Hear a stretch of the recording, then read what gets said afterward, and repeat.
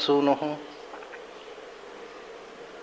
सत्यवती हृदय नंदनो व्यासः यस्य आस्य कमलगलितं वाङ्मयममृतं जगत् पिबति भुजग भोगाभमुद्यम्य हृद्यं निजभुजं दक्षिणं लक्षणाढ्यं ललितमुद्रिक्त विज्ञानमुद्रं भज भज अनन्तमित्यालपन्तं प्रणतवान् प्राणिनां प्राणभूतं प्रणतिभिः प्रीणये पूर्णबोधं भवदवोष्णेन तातप्यमानान् भुवि परं नाथमप्रेक्षमाणान् भुवनमान्येन च अन्येन दोष्णा भवतु भीर्मा इति नः सान्त्वयन्तं प्रणतवान् प्राणिनां प्राणभूतं प्रणतिभिः प्रीणये पूर्णबोधम् जन्माद्यस्य यतोऽन्वयादितरतश्चार्थेष्वभिज्ञस्वराट् तेने ब्रह्महृदायादिकवये मुह्यन्ति यं सूरयः तेजो वारिमृदां यथा विनिमयो यत्र त्रिसर्गो मृषा धाम्ना स्वेन सदा निरस्तकुहकं सत्यं परं धीमहि. ಪೂಜ್ಯ ಶ್ರೀಪಾದರೆ ಮತ್ತು ನನ್ನ ಅಧ್ಯಾತ್ಮ ಬಂಧುಗಳೇ, ಕೃಷ್ಣ ಭಗವಂತನ ಅನುಸಂಧಾನವನ್ನು ಯಾವ ರೀತಿ ಇರಬೇಕು ಆ ಚಿಂತನೆ ಅನ್ನೋದನ್ನು ಒಂದು ಶ್ಲೋಕದಲ್ಲಿ ಹೇಳಿದ್ದನ್ನು ನಾವು ನಿನ್ನೆ ನೋಡಿದೆವು. ಈ ಎಲ್ಲ ಚಿಂತನೆಗಳು, ಈ ಎಲ್ಲ ಶಾಸ್ತ್ರದಲ್ಲಿ ಬಂದಿರತಕ್ಕಂಥ ಮಾರ್ಗದರ್ಶನಗಳು ಇವೆಲ್ಲ ಇದ್ದೂ ಕೂಡ ಎಲ್ಲೋ ನಾವು ಸಾಧನೆಯ ದಾರಿಯಲ್ಲಿ ಒಂದೋ ಸಾಧನೆಯ ದಾರಿಯಲ್ಲಿ ಹೆಜ್ಜೆ ಇಡುವುದಿಲ್ಲ, ಒಂದೋ ಸಾಧನೆಯ ದಾರಿಯಲ್ಲಿ ಹೆಜ್ಜೆ ಇಡ್ತಾ ದಾರಿ ತಪ್ಪುತ್ತೇವೆ. ಸರಿಯಾದ ಟ್ರ್ಯಾಕ್ ಸಿಗ್ತಾ ಇಲ್ಲ ಸಾಧಕರಿಗೆ. ಅದು ಯಾಕೆ? ಕೃಷ್ಣ ಹೇಳಿದ, ಉದ್ಧವ ಗೀತೆಯಲ್ಲಿ ಹೇಳಿದ, ಭಗವದ್ಗೀತೆಯಲ್ಲಿ ಹೇಳಿದ, ಈ ಎಲ್ಲ ಶಾಸ್ತ್ರಗಳಲ್ಲಿ ಹೇಳಿ ಹೇಳಿ ಅದನ್ನು ಕೇಳಿ ಕೇಳಿ ಎಲ್ಲ ಇಷ್ಟು ಆದರೂ ಕೂಡ ಎಲ್ಲೋ ಒಂದು ಕಡೆ ನಾವು ತಪ್ಪುತ್ತಾ ಇದ್ದೇವೆ, ಹೆಜ್ಜೆ ತಪ್ಪುತ್ತಾ ಇದೆ, ಸರಿಯಾದ ಟ್ರ್ಯಾಕ್ ಸಿಗ್ತಾ ಇಲ್ಲ. ಯಾಕೆ ಅನ್ನುವಂಥ ಒಂದು ಪ್ರಶ್ನೆ ಅಥವಾ ಸಂಶಯ ಎಲ್ಲರನ್ನೂ ಕಾಡ್ತಾ ಇರುತ್ತೆ. ಅದು ಉದ್ಧವನಿಗೂ ಸಹಜವಾಗಿ ಬರಬೇಕಾದ ಪ್ರಶ್ನೆ. ಕೃಷ್ಣ ಉದ್ಧವನಿಗೆ ಬರಬಹುದಾದ ಪ್ರಶ್ನೆಗೆ ಉತ್ತರ ಕೊಡ್ತಾ ಈ ಮಾತನ್ನು ತಗೋತಾನೆ. ಏತಾವಾನ್ ಆತ್ಮಸಮ್ಮೋಹ, ಸಮ್ಮೋಹ, ಸಮ್ಮೋಹ ಅಂತಂದರೆ ಕನ್ಫ್ಯೂಷನ್ ಅಂತ ಅರ್ಥ. ಒಬ್ಬ ವ್ಯಕ್ತಿ ಆತ್ಮ, ಒಂದು ಜೀವಕ್ಕೆ ಇರಬಹುದಾದಂಥ ತತ್ರ ಕೋ ಮೋಹ ಕಶೋಕ ಏಕತ್ವಂ ಅನುಪಶ್ಯತಃ ಅಂತ ಹೇಳಿರತಕ್ಕಂಥ ಮೋಹ. ಮೋಹ ಅಂತಂದರೆ ವಾಸ್ತವಿಕವಾಗಿ ಕೆಲವು ಭ್ರಮೆಗಳು. ಏನು ಅಂದರೆ, ನಾನು ಸ್ವತಂತ್ರ ಅನ್ನುವಂಥ ಭ್ರಮೆ, ಈ ಮಂದಿ, ಈ ಬಂಧು ಬಾಂಧವರೆಲ್ಲ ನನ್ನವರು ಅನ್ನುವ ಭ್ರಮೆ ಇದೇ. ಈ ಅಹಂ ಮತ್ತು ಮಮದಿಂದ ಬರತಕ್ಕಂಥ ಭ್ರಮೆಗಳು. ಇದು ನನ್ನದು ಅಂತಕ್ಕಂಥ ಭ್ರಮೆ. ಮನೆ, ಸಂಪತ್ತು ಇದು ನನ್ನದು ಅನ್ನುವ ಭ್ರಮೆ. ಇದಕ್ಕೆಲ್ಲ ನಾನು ಒಡೆಯ ಅನ್ನುವ ಭ್ರಮೆ. ಇದು ನನಗೆ ಸುಖ ಅನುಭವಕ್ಕೋಸ್ಕರ ಇದೆ, ಇದರಿಂದ ನಾನು ಸುಖ ಪಡೆಯಲಿಕ್ಕೆ ಇರತಕ್ಕಂಥ ವಸ್ತು, ಇದು ನನ್ನ ಸುಖ ಸಾಧನ ಅನ್ನುವ ಭ್ರಮೆ. ಹೀಗೆ ಅನೇಕ ಬಗೆಯ ಭ್ರಮೆಗಳು ಏನಿವೆ ಅದನ್ನೇ ಸಮೋಹ ಅಂತ ಹೇಳ್ತಾರೆ. ಆ ಭ್ರಮೆಗಳಿಂದ ಮನುಷ್ಯನ ಪ್ರತಿಯೊಂದು ನಡೆಯಲ್ಲಿ ಒಂದು ರೀತಿಯ ಗೊಂದಲ ಇರುತ್ತದೆ. ಆ ಗೊಂದಲವನ್ನೇ ನಾವು ಕನ್ಫ್ಯೂಷನ್ ಅಂತೇವೆ. ಆತ್ಮ ಸಮೋಹ ಆ ಜೀವಕ್ಕೆ ಒಂದು ಬಗೆಯ ಗೊಂದಲದಿಂದ ಉಂಟಾಗಿರ್ತಕ್ಕಂಥ ಭ್ರಮೆ. ಈ ಮೋಹ ಅನ್ನುವುದರಲ್ಲಿ ಭ್ರಮೆಯೂ ಮೋಹ, ಅಟ್ಯಾಚ್ಮೆಂಟಿಗೂ ಮೋಹ ಅಂತಲೇ ಹೆಸರು. ಅದು ಒಂದು ಭ್ರಮೆ. ಆದ್ದರಿಂದ ಅಟ್ಯಾಚ್ಮೆಂಟು ಕೂಡ ಒಂದು ಭ್ರಮೆ. ನನ್ನದು ಅಂತ ಒಂದು ವಸ್ತುವನ್ನು ಅತಿಶಯವಾಗಿ ಪ್ರೀತಿಸುವುದು ಒಂದು ಭ್ರಮೆ. ಹಾಗಾಗಿ ಅಟ್ಯಾಚ್ಮೆಂಟು ಅಥವಾ ಓವರ್ ಅಟ್ಯಾಚ್ಮೆಂಟ್ ಅನ್ನುವುದನ್ನು ಕೂಡ ಸಮೋಹ ಅಂತಾರೆ ಸಂಸ್ಕೃತದಲ್ಲಿ. ಯಾವುದನ್ನೇ ಒಂದು ನನ್ನದು ನನ್ನದು ನನ್ನದು ಅಂತ ಅನ್ನೋದು ಅತಿಯಾದಾಗ ಅದು ಭ್ರಮೆಯಾಗಿಬಿಡುತ್ತೆ. ಎಲ್ಲಿ ತನಕ ಅಂದರೆ ಈ ನನ್ನದು ಅನ್ನೋದು ಅತಿಯಾಗಿಬಿಟ್ಟಾಗ ಈಗ ಒಬ್ಬ ವ್ಯಕ್ತಿಯನ್ನು ಇನ್ನೊಬ್ಬ ಇವನು ನನ್ನವನು ಅಂತ ತಿಳ್ಕೊಂಡ. ಆ ವ್ಯಕ್ತಿಯನ್ನು ಮತ್ತೊಬ್ಬ ಸ್ನೇಹ ಮಾಡಿದರೆ ಇವನಿಗೆ ಹೊಟ್ಟೆ ಚಾಗಲು ಶುರುವಾಗುತ್ತೆ. ನನ್ನವನನ್ನು ಇವನೇನು ಮಾತಾಡಿಸೋದು ಅಂತ.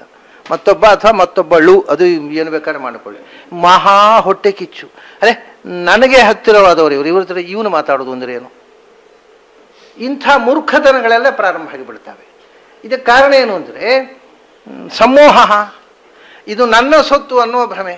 ಯಾವುದು ಯಾರೋ ಸೊತ್ತು ಅಲ್ಲ, ಇದು ನನ್ನ ಸೊತ್ತು ಅನ್ನುವ ಭ್ರಮೆ ಬಂದಾಗ ಆ ಸೊತ್ತನ್ನು ಇನ್ನೊಬ್ಬರು ಸ್ವಲ್ಪ ವಿಶ್ವಾಸದಿಂದ ಆತ್ಮೀಯತೆಯಿಂದ ನೋಡಿದರೆ ಈ ಪ್ರಾಣಿಗೆ ಸಹನೆ ಆಗೋಲ್ಲ. ಇದೆಲ್ಲ ಕಾರಣ ಅಂದರೆ ಇವು ಮನುಷ್ಯನ ಅಧಃಪಾತದ ಹೆಜ್ಜೆಗಳಲ್ಲಿ ಸಾಗುವಂಥ ಒಂದು ವಿಧಾನಗಳು. ಅವು ಎಂದೂ ಈ 10 ಜನ್ಮ ಆದರೂ ಉದ್ಧಾರ ಆಗದೇ ಇರತಕ್ಕಂಥ ದಾರಿಯಲ್ಲಿ ಹೊರಟವುಗಳು. ಅದರಿಂದ ಇದೆಲ್ಲ ಕಾಡ್ತಾ ಇರುತ್ತೆ. ನನ್ನದು ಅನ್ನತಕ್ಕಂಥದ್ದು, ಇದು ನನಗೆ ಸಲ್ಲುವಂಥದ್ದು, ನನಗೆ ಸಂಬಂಧಪಟ್ಟದ್ದು, ಇಂಥ ರೋಗಗಳು.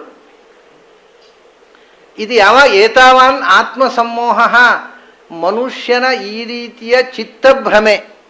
ಮೋಹ ಅಂದರೆ ಒಂಥರ ನಾವು ಚಿತ್ತ ಮುಹ ಚಿತ್ತ ವೈಚಿತ್ಯಂ ಅಂದರೆ ತಲೆಗೆಡುವುದು ಅಂತ ಹೇಳ್ತೇವಲ್ಲ, ಅದೇ ಅದು. ಮೋಹ ಅಂದರೆ ತಲೆ ನೆಟ್ಟಗಿಲ್ಲದೆ ಇರುವ ಸ್ಥಿತಿ. ಅದು ಈ ತಲೆ ನೆಟ್ಟಗಿಲ್ಲರುವ ಸ್ಥಿತಿಗೆ ಮನುಷ್ಯ ಮುಟ್ಟಿದಾಗ ಇಂಥ ಪ್ರವೃತ್ತಿಗಳೆಲ್ಲ ಉಂಟಾಗ್ತವೆ ಅವನ ಹತ್ರ. ಅದಕ್ಕೆ ಕಾರಣ ಅಂದರೆ ಏತಾವಾನಂದ ಇಷ್ಟೇ, ಮನುಷ್ಯನ ಈ ರೀತಿಯ ತಲೆಗೆಟ್ಟು ನಡ್ಕೋತಾನಲ್ಲ, ಅದಕ್ಕೆ ಕಾರಣ ಇಷ್ಟೇ. ಏತಾವಾನ್ ಏನು? ಯದ್ ವಿಕಲ್ಪಸ್ತು ಕೇವಲೇ ಆತ್ಮ ಅಮೃತೆ ಸ್ವಮಾತ್ಮಾನಂ ಅಚಲಂ ಎನ್ನ ಪಶ್ಯತಿ. ಎರಡೇ ಕಾರಣ. ಒಂದು, ಸ್ವತಂತ್ರವಾದ ವಸ್ತುವನ್ನು ತಿಳಿಯದೇ ಇರುವುದು, ಮತ್ತು ಅಸ್ವತಂತ್ರವಾದ ವಸ್ತುವನ್ನೇ ಸ್ವತಂತ್ರ ಅಂತ ತಿಳಿಯೋದು. ಇದು ಎರಡೇ ಕಾರಣ ಮನುಷ್ಯನ ಎಲ್ಲ ಸಮಸ್ಯೆಗಳಿಗೆ. ಅದು ಎನ್ನ ಪಶ್ಯತಿ, ಏನನ್ನ ಮೂಲಭೂತವಾಗಿ ಮೋಹ ಅಂತಂದರೆ ವಿಕಲ್ಪಸ್ತು. ವಿಕಲ್ಪ ಅಂದರೆ ವಸ್ತು ಹೇಗಿದೆಯೋ ಅದಕ್ಕೆ ವಿರುದ್ಧವಾಗಿ ಅದನ್ನು ಕಲ್ಪನೆ ಮಾಡೋದು ವಿಕಲ್ಪ ಅಂದರೆ. ವಿಕಲ್ಪ ಅನ್ನುವುದಕ್ಕೆ ವಿವಿಧ ಕಲ್ಪನೆ ಅಂತಲೂ ಅರ್ಥ ಇದೆ, ವಿರುದ್ಧ ಕಲ್ಪನೆ. ವಿವಿಧ ಕಲ್ಪನೆ ಮಾಡಿದಾಗ ಆ ವಿವಿಧದಲ್ಲಿ ಯಾವುದೋ ಒಂದು ನಿಜವಾದರೆ ಉಳಿದದ್ದೆಲ್ಲ ವಿರುದ್ಧವೇ ಆಗಬೇಕಲ್ಲ. ಆದ್ದರಿಂದ ಅದು ಹೇಗೆ ಇದೆಯೋ ಅದಕ್ಕೆ ವಿರುದ್ಧವಾಗಿ ಅದನ್ನು ನಾವು ಕಲ್ಪಿಸಿಕೊಳ್ತೇವೆ. ಅದು ಇರುವುದು ಒಂದು, ನಾವು ಅದನ್ನು ತಿಳ್ಕೊಂಡಿರೋದು ಒಂದು. ಆ ರೀತಿಯ ವಿರುದ್ಧ ಕಲ್ಪನೆಯಿಂದ ನಮ್ಮ ಎಲ್ಲ ಮೋಹಗಳು, ನಮ್ಮ ಭ್ರಮೆಗಳು, ನಮ್ಮ ಆವೇಶಗಳು ಇವು ನಿರ್ಮಾಣಗೊಳ್ತವೆ. ಅದು ಯದ್ ವಿಕಲ್ಪ ತು, ಅದೊಂದು ವಿರುದ್ಧ ಕಲ್ಪನಾ. ಎಲ್ಲಿ ಅಂದರೆ ಕೇವಲೇ ಆತ್ಮ ಅಮೃತೆ, ಕೇವಲೇ ಅಮೃತೇ ವಿಕಲ್ಪ. ಮೊದಲನೇದಾಗಿ ಒಂದು ವಿರುದ್ಧ ಕಲ್ಪನೆ ಭಗವಂತನ ಬಗೆಗೆ, ಮತ್ತೊಂದು ವಿರುದ್ಧ ಕಲ್ಪನೆ ಪ್ರಪಂಚದ ಬಗೆಗೆ. ಎರಡನ್ನೂ ತಪ್ಪಾಗಿ ತಿಳ್ಕೊಂಡಾಗ ಇವೆಲ್ಲ ಸಮಸ್ಯೆಗಳು ಉಂಟಾಗ್ತವೆ. ಏನು ಭಗವಂತನ ಬಗ್ಗೆ ತಪ್ಪು ಕಲ್ಪನೆ ಅಂದರೆ ಕೇವಲೇ ಅಮೃತೆ. ಭಗವಂತನನ್ನು 2 ಶಬ್ದದಿಂದ ಹೇಳ್ತಾನೆ ಇಲ್ಲಿ ಕೃಷ್ಣ. ಅವನು ಕೇವಲ, ಅವನು ಅಮೃತ. ಕೇವಲನಾದ ಅಮೃತನಾದ ಭಗವಂತ. ಕೇವಲ ಅಂತಂದರೆ, ಕೇವಲ ಅನ್ನೋ ಶಬ್ದವನ್ನು ಸಾಕ್ಷಿ ಚೇತ ಕೇವಲೋ ನಿರ್ಗುಣಶ್ಚ, ಭಗವಂತನನ್ನು ಕೇವಲ ಅಂತ ಕರೀತಾರೆ. ಕೇವಲ ಅಂತಂದರೆ ಅದರಲ್ಲಿ ದೋಷ ಇಲ್ಲ, ಕೇವಲ ಗುಣಗಳೇ ಇರುವಂಥದ್ದು ಅಂತ ಒಂದು ಅರ್ಥ. ಅದು ಕೇವಲ ಅದು ಒಂದೇ ಅಂಥದ್ದು, ಇನ್ನೊಂದಿಲ್ಲ ಅಂತ, ಅದ್ವಿತೀಯ ಅಂತ ಒಂದು ಅರ್ಥ. ಸಾಟಿ ಇಲ್ಲದ ವಸ್ತು, ದೋಷಗಳಿಲ್ಲದ ಗುಣಪೂರ್ಣವಾದ ವಸ್ತು ಅಂತ ಕೇವಲ ಅಂತಂದರೆ. ಆದ್ದರಿಂದಲೇ ಅಮೃತೆ ಹುಟ್ಟು ಸಾವುಗಳು ಇಲ್ಲದ್ದು. ಯಾವುದು ಅನಾದಿ ನಿತ್ಯವೋ, ಯಾವುದು ಸಾಟಿ ಇಲ್ಲದ ಗುಣಪೂರ್ಣವೋ ಅಂಥ ಒಂದು ವಸ್ತುವನ್ನು ಸರಿಯಾಗಿ ತಿಳ್ಕೊಂಡಿಲ್ಲ ಇವು. ಅದು ಕೇವಲ ಅಂದರೆ ಗುಣಪೂರ್ಣವಾದ ವಸ್ತು. ಗುಣಪೂರ್ಣವಾದ ವಸ್ತುವನ್ನು ನಿರ್ಗುಣ ಅಂತ ತಿಳ್ಕೊಂಡ, ಇನ್ನೇನೇನೇನೇನೋ ತಿಳ್ಕೊಂಡ. ಯಾಕೆಂದರೆ ಇದೆ, ವೇದದಲ್ಲೇ ಇದೆ, ಸಾಕ್ಷಿ ಚೇತ ಕೇವಲ ನಿರ್ಗುಣಶ್ಚ, ವೇದದಲ್ಲಿದೆ. ವೇದದಲ್ಲಿಯೇ ನಿರ್ಗುಣ ಅಂತ ಹೇಳಿದ್ದಾರೆ. ಆದ್ದರಿಂದ ಅವನು ನಿರ್ಗುಣ. ಒಂದು ಸಂಸ್ಕೃತದಲ್ಲಿ ಒಂದು ನ್ಯಾಯ ಇದೆ, ಉತ್ಸರ್ಗಾಪವಾದ ನ್ಯಾಯ ಅಂತ. ಉತ್ಸರ್ಗಾಪವಾದ ನ್ಯಾಯ ಅಂತಂದರೆ ಯಾವುದೋ ಒಂದು ನಿಯಮವನ್ನು ಹೇಳ್ತಾರೆ, ಜನರಲ್ ರೂಲ್ ಉತ್ಸರ್ಗ. ಅದಕ್ಕೆ ಒಂದು ಎಕ್ಸೆಪ್ಷನ್ ಇರ್ತದೆ, ಅದು ಅಪವಾದ. ಆದ್ದರಿಂದ ಆ ನಿಯಮಕ್ಕೆ ಹೇಳುವ ಉತ್ಸರ್ಗಾಪವಾದ ನ್ಯಾಯ ಅಂದರೆ ಆ ಅಪವಾದ ಅತಿರಿಕ್ತ ಸ್ಥಳೇಶ್ವೇವ ಉತ್ಸರ್ಗಸ್ಯ ಪ್ರವೃತ್ತಿ ಅಂತ. ಅದು ಅಪವಾದವನ್ನು ಬಿಟ್ಟು ಉಳಿದ ಕಡೆ, ಈಗ ನಿಮ್ಮ ಉದಾಹರಣೆ ಅಂದರೆ ಪ್ರಾಣಿ ಹಿಂಸೆ ಮಾಡಬಾರ್ದು, ಅಹಿಂಸಾ ಧರ್ಮ ಅಂತ ಶಾಸ್ತ್ರಕಾರರು ಹೇಳುದು. ಅಹಿಂಸಾ ಸತ್ಯಮಸ್ತೇಯಂ, ಗೀತೆಯಲ್ಲಿ ಕೃಷ್ಣ ಹೇಳ ಅಹಿಂಸೆ ಅನ್ನೋದು ಧರ್ಮ ಅಂತ. ಮತ್ತೊಂದು ಕಡೆ ವಾಯವ್ಯಗ್ನು ಶ್ವೇತ ಮಾಲಭೇತ ಭೂತಿಗಾಮ, ಪ್ರಾಣಿಯನ್ನು ಯಜ್ಞದಲ್ಲಿ ಪ್ರಾಣಿ ಹಿಂಸೆ ಮಾಡಿ ಬಲಿ ಕೊಡುವುದನ್ನು ಒಂದು ಕಡೆ ಹೇಳ್ತಾರೆ, ಒಂದು ಕಡೆ ಅಹಿಂಸೆಯನ್ನು ಹೇಳ್ತಾರೆ. ಹಾಗಾದರೆ ಇದಕ್ಕೆ ಪರಸ್ಪರ ಏನಂದರೆ ಅಹಿಂಸೆ ಧರ್ಮ ಅನ್ನೋದು ಉತ್ಸರ್ಗ, it is a general rule. ಯಜ್ಞದಲ್ಲಿ ಬಲಿ ಕೊಡೋದು ಇಟ್ ಈಸ್ ಎನ್ ಎಕ್ಸೆಪ್ಷನ್ ಅಂದರು, ಅದಕ್ಕೆ ಅಪವಾದ ಅಂತ ಹೇಳೋದು. ಉತ್ಸರ್ಗ ಅಪವಾದ. ಅದರಿಂದ ಏನು ಹೇಳಿದಾಯಿತು, ಅಪವಾದಾತಿರಿಕ್ತ ಸ್ಥಳೇಶು ನಿಯತತ್ವಂ ಉತ್ಸರ್ಗತ್ವಂ ನಾಮ. ಅದರಿಂದ ಪ್ರಾಣಿ ಹಿಂಸೆ ಮಾಡಬಾರ್ದು ಅಂದರೆ ಯಜ್ಞೀಯ ಹಿಂಸಾತಿರಿಕ್ತ ಹಿಂಸಾ ಮಾಡಬಾರ್ದು ಅನ್ನೋದು ಅರ್ಥ ಅಂತ. ಇದು ಶಾಸ್ತ್ರದ ಪ್ರಕ್ರಿಯೆಗಳು. ಹಾಗೇನೆ ಯಾವುದೋ ಒಂದು ಭಗವಂತ ಗುಣಪೂರ್ಣ ಅಂತ ಹೇಳಿದರು, ಆಮೇಲೆ ಭಗವಂತ ನಿರ್ಗುಣ ಅಂತ ಹೇಳಿದರು. ಹಾಗಾದರೆ ಗುಣಪೂರ್ಣ ಅನ್ನುವಂಥದ್ದು ಜನರಲ್ ರೂಲ್ ಒಂದಿದೆ, ಅದಕ್ಕೆ ಅಪವಾದವಾಗಿ ನಿರ್ಗುಣ ಅಂತ. ಹಾಗಾದರೆ ಏನು ಅಂದರೆ ಗುಣಗಳಲ್ಲಿ ಎರಡು ಇದೆ, ಒಳ್ಳೆಯ ಗುಣಗಳು ಕೆಟ್ಟ ಗುಣಗಳು ಅಂತ. ಅವು ಇಲ್ಲದೇ ಇರುವ ಒಳ್ಳೆಯ ಗುಣಗಳು ಇದೆ, ಇಲ್ಲ ಕೆಟ್ಟ ಗುಣಗಳಿಲ್ಲ ಅಂತ ನಾವು ಹೇಳೋದಿಲ್ಲ. ಬರೇ ದುರ್ಗುಣ, ನಮ್ಮ ಹುಡುಗನಿಗೆ ಬರೇ ದುರ್ಗುಣ ಅಂತ ಅಂದರೆ ಗುಣವೇ ಅದು ಕೂಡ, ದುರ್ಗುಣ ಒಂದು ಗುಣವೇ ಅಲ್ವಾ. ಗುಣ ಅಂದರೆ ಕ್ವಾಲಿಟಿ ಅಂತ ಅರ್ಥ, ಆಬ್ಜೆಕ್ಟಿವ್. ಅವನು ಮೂರ್ಖ ಅನ್ನೋದು ಅವನ ಗುಣ, ಮೂರ್ಖತ್ವ ಅನ್ನೋದು ಅವನ ಗುಣ. ಅದರಿಂದ ಗುಣ ಅಂತಂದರೆ ಗುಡ್ ಕ್ವಾಲಿಟಿ ಅಂತ ಅರ್ಥ ಅಲ್ಲ, ಗುಣ ಅನ್ನೋದಕ್ಕೆ ಕ್ವಾಲಿಟಿ ಅಂತ ಇಷ್ಟೇ ಅರ್ಥ. ಭಗವಂತನಿಗೆ ಗುಣಗಳು ಇಲ್ಲ ಅಂದರೆ ಬ್ಯಾಡ್ ಕ್ವಾಲಿಟೀಸ್ ಇಲ್ಲ ಅಂತ ಅರ್ಥ, ಗುಣಗಳಿದೆ ಅಂದರೆ ಗುಡ್ ಕ್ವಾಲಿಟೀಸ್ ಇದೆ ಅಂತ ಅರ್ಥ, ಇಷ್ಟೇ. ಅದು ಒಂದಕ್ಕೊಂದು ಕಾಂಟ್ರಡಿಕ್ಷನ್ ಏನೂ ಇಲ್ಲ. ಇದೇನು ಅಂದರೆ ನಾವು ನಮಗೆ ಶಬ್ದಾರ್ಥ ಗೊತ್ತಿಲ್ಲದೆ ಗೊಂದಲಗಳಾಗೋದು. ಗುಣ ಅಂದರೆ ಸದ್ಗುಣಗಳು, ಅದೇ ಅಲ್ಲಿ ಇಲ್ಲೇ ಸದ್ಗುಣ ಇಲ್ಲೇ ಇಲ್ಲ, ಅದು ಗುಣಗಳು ಅಂತ ಅಷ್ಟೇ ಇರೋದಲ್ಲಿ. ಗುಣ ಅಂದರೆ ಯಾವುದೂ ಆಗ್ಬೋದು, ಗುಣ ಅಂತ ಅನ್ನೋದಕ್ಕೆ ಕ್ವಾಲಿಟಿ ಅಂತ ಇಷ್ಟೇ ಅರ್ಥ. ಆದ್ದರಿಂದ ಭಗವಂತ ಕೇವಲ ದೋಷರಹಿತ, ಕೇವಲ ಗುಣಸ್ವರೂಪ, ಕೇವಲ ಏಕಮೇವ ಅದ್ವಿತೀಯ, ಅವನಂಥವನು ಇನ್ನೊಬ್ಬನಿಲ್ಲ. ಅವನನ್ನು ವಿರುದ್ಧ ಕಲ್ಪನೆ ಮಾಡಿದೆವು ನಾವು. ಭಗವಂತ ಸರ್ವೋತ್ತಮ ಅನ್ನುವ ಕಲ್ಪನೆ ಬರಲಿಲ್ಲ ನಮಗೆ, ಭಗವಂತ ಗುಣಪೂರ್ಣ ಅನ್ನುವ ಕಲ್ಪನೆ ಬರಲಿಲ್ಲ, ಭಗವಂತ ನಿರ್ದೋಷ ಸರ್ವ ಜಗದ್ ವಿಲಕ್ಷಣ ಈ ಕಲ್ಪನೆಗಳು ಬರಲಿಲ್ಲ. ಭಗವಂತನ ಬಗ್ಗೆ ಏನೇನೇನೇನೋ ಕಲ್ಪನೆ ಮಾಡಿದೆವು, ಅದು ಒಂದು ತಪ್ಪಾಯಿತು, ಅದೇ ಸಮೋಹ. ಭಗವಂತನ ಬಗ್ಗೆ ಸರಿಯಾದಂಥ ಒಂದು ಚಿತ್ರಣ ನಮ್ಮ ಚಿತ್ತದಲ್ಲಿ ಇಲ್ಲದೆ ಉಪಾಸನೆ ಮಾಡುವುದು ಹೇಗೆ?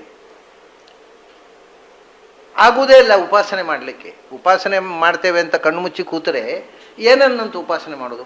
ಯಾಕೆಂದರೆ ನಮ್ಮ ಕಣ್ಣು ಮುಂದೆ ಭಗವಂತನ ಬಗ್ಗೆ 10 ಮತಗಳು ಹೇಳಿರ್ತಕ್ಕ 10 ಸಂಗತಿಗಳಿವೆ. ನಾಸ್ತಿಕರು ಹೇಳಿದರು ದೇವರೇ ಇಲ್ಲ ಅಂತ ಹೇಳಿದರು. ಸರಿ, ಅದು ಒಂದು ನಮ್ಮ ಕಣ್ಣು ಮುಂದೆ ಇದೆ. ಕಡೆ ಧ್ಯಾನ ಕೂತ್ಕೊಳ್ಳುವಾಗ ದೇವರು ಇದ್ದಾನೋ ಇಲ್ವೋ, ಕಡೆ ದಂಡವೋ ಏನೋ ಧ್ಯಾನ ಮಾಡೋದು ಅಂತ ಒಳಗಿಂದ ಇದು ಒಂದು ಥಾಟ್ ಬಂತು ಅಂದರೆ ನೀವು ಹೇಗೆ ಧ್ಯಾನ ಮಾಡ್ತೀರಿ? ಆ ಕನ್ವಿಕ್ಷನ್ನಿಗೆ ಎಲ್ಲೋ ಬ್ರೇಕ್ ಆಯ್ತು ನೋಡಿ, ಕನ್ವಿಕ್ಷನ್ ಹೋಯ್ತು, ದೇವರಿದ್ದಾನೆ ಅನ್ನೋ ಗ್ಯಾರಂಟಿ ಇಲ್ಲ ಅಂತಲೂ ಹೇಳ್ತಾರೆ ಕೆಲವರು. ಅದು ಸತ್ಯವಾದರೆ ನನ್ನ ಗತಿ ಏನು, ನಾನು ಧ್ಯಾನ ಮಾಡಿದ್ದೆಲ್ಲ ದಂಡ ಆಗ್ತದಲ್ಲ ಅಂತ ಎಲ್ಲೋ ಒಂದು ಕಡೆ ಮನಸ್ಸು ಸ್ಥಿರವಾಗಿ ಧ್ಯಾನಕ್ಕೆ ನಿಲ್ಲಕ್ಕೆ ಆಗೋದಿಲ್ಲ, ಡಿಸ್ಟರ್ಬ್ ಮಾಡುತ್ತೆ ಅದು. ಆಮೇಲೆ ದೇವರು ಇದ್ದಾನೆ ಅಂತ ಕೆಲವರು ಹೇಳ್ತಾರೆ. ಆ ದೇವರು ಯಾವ ದೇವರನ್ನು ಧ್ಯಾನ ಮಾಡಬೇಕು ಅಂತ ಕೆಲವರಿಗೆ ಗೊಂದಲ. ಆಮೇಲೆ ಯಾರು ಬೇಕಾದ್ರೆ ಹಾಕ್ಕೊಳ್ಳಿ, ಒಬ್ಬ ಸರ್ವೋತ್ತಮನಾದ ದೇವರು, ಅವನು XYZ ನಮಗೇನು ಅದಕ್ಕೆ ಅಲ್ಲಿ ಪುನಃ ಏನು ಧ್ಯಾನ ಮಾಡಬೇಕು ಅಂತ, ಯಾವ ರೂಪದಿಂದ ಧ್ಯಾನ ಮಾಡಬೇಕು ಗೊಂದಲ, ಯಾವ ನಾಮದಿಂದ ಧ್ಯಾನ ಮಾಡಬೇಕು ಗೊಂದಲ. ಆಮೇಲೆ ದೇವರು ಸರ್ವೋತ್ತಮನೋ ಅಥವಾ ಒಂದು ದಿವಸ ನಾನೇ ದೇವರಾಗಿಬಿಡುತ್ತೇನೋ ಅದು ಕೆಲವರು ಹೇಳ್ತಾರೆ, ಕೆಲವರು ಹೀಗೆ ಹೇಳ್ತಾರೆ. ಯಾವುದು ಧ್ಯಾನ ಮಾಡಬೇಕು ಪುನಃ ಗೊಂದಲ. ಸತ್ಯ ಯಾವುದು ಸುಳ್ಳು ಯಾವುದು ಅನ್ನೋದು ಕೊನೆ ಬೇರೆ ಮಾತು. ಗೊಂದಲಕ್ಕೆ ಸತ್ಯವೇ ಆಗಬೇಕಾ? ಒಟ್ಟು ಇಷ್ಟು ವಿಷಯಗಳು ನಮ್ಮ ತಲೆ ಬಂದ ಕೂಡಲೇ ಧ್ಯಾನಕ್ಕೆ ಅಂತೂ ಆಗೋದಿಲ್ಲ. ಯಾಕಂದರೆ ಏನು ಧ್ಯಾನ ಮಾಡಬೇಕು? ನಾನೇ ದೇವರು ಧ್ಯಾನ ಮಾಡಬೇಕು, ದೇವ್ರು ನನಗಿಂತ ದೊಡ್ಡವ ಅಂತ ಧ್ಯಾನ ಮಾಡಬೇಕಾ, ಅಥವಾ ದೇವ್ರು ಇದ್ದಾನೆ ಅಂತ ಮಾಡಬೇಕು, ಅಥವಾ ಇದ್ದಾನೋ ಇಲ್ವೋ ಗೊತ್ತಿಲ್ಲ, ಇದ್ದರೆ ಒಳ್ಳೇದು ಮಾಡುವಂತ ಮಾಡಬೇಕಾ? ನೀನು ಏನು ಧ್ಯಾನ ಮಾಡಬೇಕು? ತಾವಾನ್ ಆತ್ಮ ಸಮೋಹ. This is the greatest confusion in the path of spiritual practice. ನೀವು ಸ್ಪಿರಿಚುವಲ್ ಪ್ರಾಕ್ಟೀಸ್ ಮಾಡಬೇಕಾಗಿದ್ದರೆ ಸತ್ಯದ ಖಚಿತವಾದ ಅರಿವು ಬೇಕು, ಇದನ್ನು ಮಾಡಲಿಕ್ಕೆ ಆಗೋಲ್ಲ. ಅದರಿಂದ ವಿರುದ್ಧ ವಿಕಲ್ಪಸ್ತು ಕೇವಲೇ, ಯಾವುದು ಶುದ್ಧ ಪರಿಶುದ್ಧವಾದ ತತ್ವವೋ ಅದರ ಬಗ್ಗೆ ನಾನಾ ಬಗೆಯ ವಿವಿಧ ಕಲ್ಪನೆಗಳು, ವಿರುದ್ಧ ಕಲ್ಪನೆಗಳು ತಲೆಯಲ್ಲಿ ತುಂಬಿಕೊಂಡಿದೆ. ಇದೇ ದೊಡ್ಡ ಗೊಂದಲ. ಆದ್ದರಿಂದ ಫಿಲಾಸಫಿಯಲ್ಲಿ ಮುಂದುವರಿಯಲಿಕ್ಕೆ ಆಗ್ತಾ ಇಲ್ಲ. ಅದರ ಜೊತೆಗೆ ಹೇಳ್ತಾರೆ, ಒಂದು ಭಗವಂತನ ಬಗ್ಗೆ ಆಯಿತು, ಅಮೃತೆ ಹುಟ್ಟು ಸಾವಿಲ್ಲದ ಗುಣಪೂರ್ಣವಾದ ಸಾಟಿ ಇಲ್ಲದ ಭಗವಂತನ ಬಗ್ಗೆ ಆಯಿತು. ಹಾಗೆಯೇ ಸ್ವಮಾತ್ಮಾನಂ ಆತ್ಮಾಮೃತೆ ಸ್ವಮಾತ್ಮಾನಂ ಅಚಲಮೆನ್ನ ಪಶ್ಯತಿ. ಅದರ ನಂತರ ಸ್ವಂ ಆತ್ಮಾನಂ, ಸ್ವಂ ತಾನು, ತನ್ನ ಹಾಗೆಯೇ ಸಮಸ್ತ ಆತ್ಮಾನಂ ಜೀವಜಾತವನ್ನು, ಈ ಜೀವಜಾತವನ್ನು ತಿಳ್ಕೊಳ್ಬೇಕು. ಆಮೇಲೆ ಸ್ವಂ ಅಂದರೆ ತಾನು ಮತ್ತು ತನಗೆ ಸಂಬಂಧಪಟ್ಟಂತಹ ಪ್ರಪಂಚ. ಈ ಪ್ರಪಂಚಕ್ಕೂ ನನಗೂ ಇರತಕ್ಕ ರಿಲೇಷನ್ಶಿಪ್ ಏನು, ನನಗೂ ದೇವರಿಗೂ ಇರತಕ್ಕ ರಿಲೇಷನ್ಶಿಪ್ ಏನು, ಇದೇ ಸ್ವಂ ಆತ್ಮಾನಂ. ಭಗವಂತನ ಕುರಿತು ಧ್ಯಾನ ಮಾಡಬೇಕಾದ್ರೆ ದೇವರ ಬಗ್ಗೆ ಸರಿಯಾದ ಕಲ್ಪನೆ ಇಲ್ಲದಿದ್ದರೆ ನನಗೂ ದೇವರಿಗೂ ಇರತಕ್ಕಂಥ ರಿಲೇಷನ್ಶಿಪ್ ಏನೋ ಅನ್ನೋದು ನಿಶ್ಚಯ ಆಗಲಿಲ್ಲ. ಅವೇ ಹೋಗ್ಕೊಳ್ಳಿ, ಈ ಪ್ರಪಂಚಕ್ಕೂ ನನಗೂ ಇರತಕ್ಕಂಥ ಸಂಬಂಧ ಏನು? ಯಾಕೆಂದರೆ ಈ ಪ್ರಪಂಚದ ಮೇಲೆ ಮತ್ತೆ ಗೊಂದಲ. ಏನು ಮಾಡಿದರು ನಮ್ಮ ಫಿಲಾಸಫರ್ಸು, ನಮಗೆ ದಾರಿ ತೋರಿಸೋದು ಬಿಟ್ಟು ನಮ್ಮನ್ನು ಗೊಂದಲದಲ್ಲಿ ಹಾಕಿಬಿಟ್ರು. ಕೆಲವರಂದರು ಇದು ಜಗತ್ತು ಅನ್ನುವಂಥದ್ದು ಜಿಹಾಸೆ ಬಿಟ್ಟುಬಿಡಬೇಕು, ನೀನು ಇದ್ರ ಬಗ್ಗೆ ಬೆನ್ನು ಹಾಕು, ಇದು ಬಹಳ ಬಾಧಕವಾಗಿರತಕ್ಕಂಥದ್ದು. ಅದರಿಂದ ಸಂಸಾರ ಅನ್ನುವಂಥದ್ದು, ಈ ಪ್ರಪಂಚ ಅನ್ನುವಂಥದ್ದು ಎಂದೂ ಅದರ ಬೆನ್ನ ಹಿಂದೆ ಹೋಗ್ಬೇಡ, ಅದನ್ನು ಬಿಟ್ಟುಬಿಡು ಅಂದರು. ಕೆಲವರು ಹೇಳಿದರು ಅದರಿಂದ ಎಲ್ಲಿ ತನಕ ಅಂದರೆ ಒಂದು ವಾದ ಬೆಳೆದು ಸಂಸಾರಿಗಳಿಗೆ ಗೃಹಸ್ಥರಿಗೆ ಸಾಧನೆ ಇಲ್ಲ, ಅವರಿಗೆ ಸಾಕ್ಷಾತ್ಕಾರವೂ ಇಲ್ಲ, ಅವರಿಗೆ ಮೋಕ್ಷವೂ ಇಲ್ಲ ಅಂತ ಹೇಳಿಬಿಟ್ರು. ಒಂದು ಕಡೆ ಏನಾಗಬೇಕು, ನಿಮಗೆ ಸಾಕ್ಷಾತ್ಕಾರ ಆಗಬೇಕಾದ್ರೆ ಸನ್ಯಾಸಕ್ಕೆ ಹೋಗಬೇಕು, ಬೇರೆ ಯಾವ ರೀತಿಯಿಂದ ಸಾಕ್ಷಾತ್ಕಾರ ಆಗೋಲ್ಲ ಅಂತ ಒಬ್ಬರು ಹೇಳಿದರು. ಕೆಲವರು ಹೇಳಿದರು, ಅಲ್ಲಪ್ಪ ಸಾಕ್ಷಾತ್ಕಾರ ಆಗಬೇಕಾಗಿದ್ದರೆ ಅದನ್ನು ಭಗವಂತನನ್ನು ಕಾಣುವ ಯೋಗ್ಯತೆ ಇರಬೇಕು ಅಷ್ಟೇ. ಅದು ಗೃಹಸ್ಥರು ಇರ್ಬೋದು, ಸನ್ಯಾಸ ಇರ್ಬೋದು. ಯೋಗ್ಯತೆ ಇಲ್ಲದೆ ಇದ್ದವನು ಸನ್ಯಾಸ ತಗೊಂಡ್ರೂ ಸಾಕ್ಷಾತ್ಕಾರ ಆಗೋಲ್ಲ, ಯೋಗ್ಯತೆ ಇದ್ದವನು ಗೃಹಸ್ಥನಾದ್ರೂ ಸಾಕ್ಷಾತ್ಕಾರ ಆಗ್ಬೋದು. ಅದರಿಂದ ದೇವರನ್ನು ನೋಡ್ಬೇಕಾದ್ರೆ ಸನ್ಯಾಸ ತಗೋಬೇಕು ಅಂತ ಯಾರು ಹೇಳಿದ್ರು? ಅಲ್ಲ, ದೇವರೇ ಹೆಂಡತಿಯನ್ನು ಕಟ್ಕೊಂಡಿದ್ದಾನೆ, ಲಕ್ಷ್ಮಿ. ಅವನು ನೋಡುವವರೆಲ್ಲ ಮದುವೆ ಆಗಬಾರ್ದು ಅಂತ ಏನೇ ಒಂದು ದೇವರಿಗೆ ಹೇಳೋ ರೈಟ್ ಏನಿದೆ? ಅವನು ಲಕ್ಷ್ಮೀಪತಿ ಅಂತೀನಿ. ಮತ್ತೆ ಆದ್ದರಿಂದ ಇವೆಲ್ಲ ವಿಕೃತಿಗಳು. ಗೃಹಸ್ಥರಿಗೆ ಸಾಕ್ಷಾತ್ಕಾರ ಇಲ್ಲ, ಗೃಹಸ್ಥರಿಗೆ ಸಾಧನೆ ಇಲ್ಲ, ಇವೆಲ್ಲ ವಿಕೃತಿಗಳು.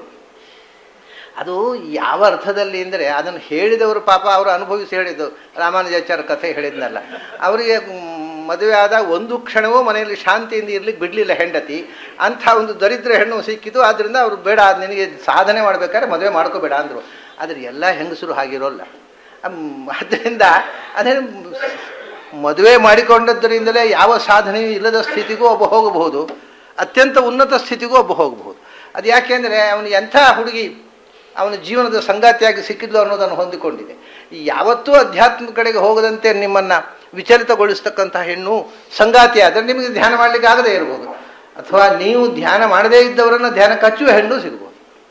ಅದರಿಂದ ಈ ಲಿಂಗಭೇದ ಅನ್ನೋದು ಅಧ್ಯಾತ್ಮಕ್ಕೆ ಸಂಬಂಧಪಟ್ಟದ್ದಲ್ಲ. ಅದು ಗಂಡಸರಲ್ಲಿಯೂ ಕೂಡ ಧ್ಯಾನದ ಅರ್ಹತೆ ಇಲ್ಲದೇ ಇದ್ದವರು ಇರ್ಬೋದು, ಧ್ಯಾನದಿಂದ ಬಹಳಕ್ಕೆ ಎತ್ತರಕ್ಕೆ ಏರುವಂಥ ಯೋಗ್ಯತೆ ಇರುವ ಹೆಂಗಸರು ಇರ್ಬೋದು. ಆಗ ಇದನ್ನು ಬರೇ ಲಿಂಗಭೇದದಿಂದ ನಿರ್ಣಯ ಮಾಡಲಿಕ್ಕೆ ಬರೋದಿಲ್ಲ, ಇಂಥದ್ದು ಗೊಂದಲಗಳು. ಆಮೇಲೆ ಪ್ರಪಂಚಕ್ಕೂ ನನಗೂ ಸಂಬಂಧ. ಈ ಪ್ರಪಂಚ ಬಿಟ್ಟು ಹೋಗುವಂಥದ್ದಲ್ಲ, ಇದನ್ನು ಪ್ರಪಂಚವನ್ನು ಅನುಭವಿಸು ಒಂದ್ರು. ಕೆಲವರು ಹೇಳಿದರು, ಏನಿದೆ ಅನುಭವಿಸಲಿಕ್ಕೆ? ಇದ್ದರೆ ಅಲ್ವ ಅನುಭವಿಸುವುದು, ಮತ್ತೇನು ಇಲ್ಲ. World is unreal. ಜಗತ್ತು ಅಂತ ನೀವು ಅನುಭವಿಸಲಿಕ್ಕೆ ಇದ್ರೆ ತಾನೇ ಅನುಭವಿಸೋದು. ಜಗತ್ತು ಅನ್ನುವಂಥ ಒಂದು ಸಂಗತಿಯೇ ಇಲ್ಲ. ಮತ್ತು ಸಂಗತಿಯೇ ಇಲ್ಲ ಅಂದರೆ ಮತ್ತೆ ಎಂಥದ್ದು ಇದು ಕಾಣುವುದು? ಅದೇ ನಾವು ಹೇಳೋದು, ಇದು ಇಲ್ಲ. ಯಾಕೆಂದರೆ ಕಾಣುವುದರಿಂದ. ನಿಮಗೆ ಲಾಜಿಕ್ಕೇ ಗೊತ್ತಿಲ್ಲ. ಯಾವುದು ಕಾಣುತ್ತೋ ಅದು ಇರೋಲ್ಲ, ಯಾವುದು ಇದೆಯೋ ಅದು ಕಾಣೋಲ್ಲ. ತಲೆ ಕೆಟ್ಟು ಹೋಯ್ತಾರೆ ಈ ಲಾಜಿಕ್. ನಾವು ಯಾವುದು ಇದೆಯೋ ಅದು ಕಾಣುತ್ತೆ ಅಂತ ತಿಳ್ಕೊಂಡಿದ್ದೆವು. ಮತ್ತು ಯಾವುದು ಕಾಣುತ್ತೆ ಇದು ಇಲ್ಲ, ಯಾಕೆಂದರೆ ಕಾಣುವುದರಿಂದ. ಒಳ್ಳೆ ಕಷ್ಟ ಆಯ್ತಲ್ಲ. ಯಾವ ಕಾರಣದಿಂದ ನಾವು ಇದನ್ನು ತಿಳ್ಕೊಂಡಿದ್ದೆವೋ ಅದೇ ಕಾರಣದಿಂದ ಇಲ್ಲ ಅಂತ ಹೇಳ್ಬಿಟ್ರು. ಹಾಗಾಗಿ ಏನು ಅಂದರೆ, ಪ್ರಪಂಚ, ನಾನು ಪ್ರಪಂಚದಲ್ಲಿ ಇದ್ದೇನೋ ಇಲ್ವೋ ಗೊತ್ತಿಲ್ಲ. ಯಾಕಂದ್ರೆ ಪ್ರಪಂಚ ಅಂತ ಒಂದು ಇದ್ದರೆ ತಾನೆ ನಾನು ಪ್ರಪಂಚದಲ್ಲಿ ಇರೋದು. ಹೀಗೆ ಪ್ರಪಂಚಕ್ಕೂ ನನಗೂ ಇರುವ ಸಂಬಂಧದ ಬಗ್ಗೆಯೂ ಗೊಂದಲ, ಭಗವಂತನಿಗೂ ನನಗೂ ಇರುವ ಸಂಬಂಧದ ಬಗ್ಗೆಯೂ ಗೊಂದಲ. ಇಷ್ಟು ಗೊಂದಲಗಳ ನಡುವೆ ಧ್ಯಾನ ಮಾಡುವುದು ಹೇಗೆ ರೀ? ಕೃಷ್ಣ ಹೇಳ್ತಾನೆ, ನಿಮಗೆ ಧ್ಯಾನ ಮಾಡಲಿಕ್ಕೆ ಯಾವ ಕಾಲಕ್ಕೂ ಸಾಧ್ಯ ಆಗದಷ್ಟು ಫಿಲಾಸಫಿಗಳು ಈ ದೇಶದಲ್ಲಿ ಹುಟ್ಟಿಬಿಟ್ಟಿದ್ದಾವೆ. ಇನ್ನು ಸಾಮಾನ್ಯ ಧ್ಯಾನ ಕೆಲವು ಜನ್ಮದಲ್ಲಿ ಮಾಡಲಿಕ್ಕೆ ಸಾಧ್ಯ ಇಲ್ಲ, ಅಷ್ಟು ಫಿಲಾಸಫಿಗಳು ಹುಟ್ಟಿಬಿಟ್ಟಿದ್ದಾವೆ. ಏತಾವಾನ್ ಆತ್ಮಸಮೋಹ ಯದ್ ವಿಕಲ್ಪಸ್ತು ಕೇವಲೇ ಆತ್ಮ ಅಮೃತೆ ಸ್ವಂ ಆತ್ಮಾನಂ ಅಚಲಂ. ಆದ್ದರಿಂದ ಈ ಜೀವ ಸ್ವಂ ಆತ್ಮಾನಂ, ತನ್ನ ಸ್ವರೂಪವನ್ನು ಮತ್ತು ತನ್ನಂತೆ ಇರುವ ಇತರ ಜೀವವನ್ನು ಹೇಗೆ ಕಾಣಬೇಕಿತ್ತದು? ಕೇವಲೇ ಅಚಲಂ ಪಶ್ಯತಿ. ಅಚಲಂ ಅಂದರೆ ಅನ್ಡೌಟೆಡ್ಲಿ, ನಿಶ್ಚಿತವಾಗಿ, ಖಚಿತವಾಗಿ, ನಿರ್ಧಾರವಾಗಿ ನ ಪಶ್ಯತಿ. ಈ ನಿಶ್ಚಯವೇ ಇಲ್ಲ ನಮಗೆ ಯಾವ ವಿಷಯದಲ್ಲೂ, ಬರೇ ಗೊಂದಲ, ಸಂಶಯಗಳು.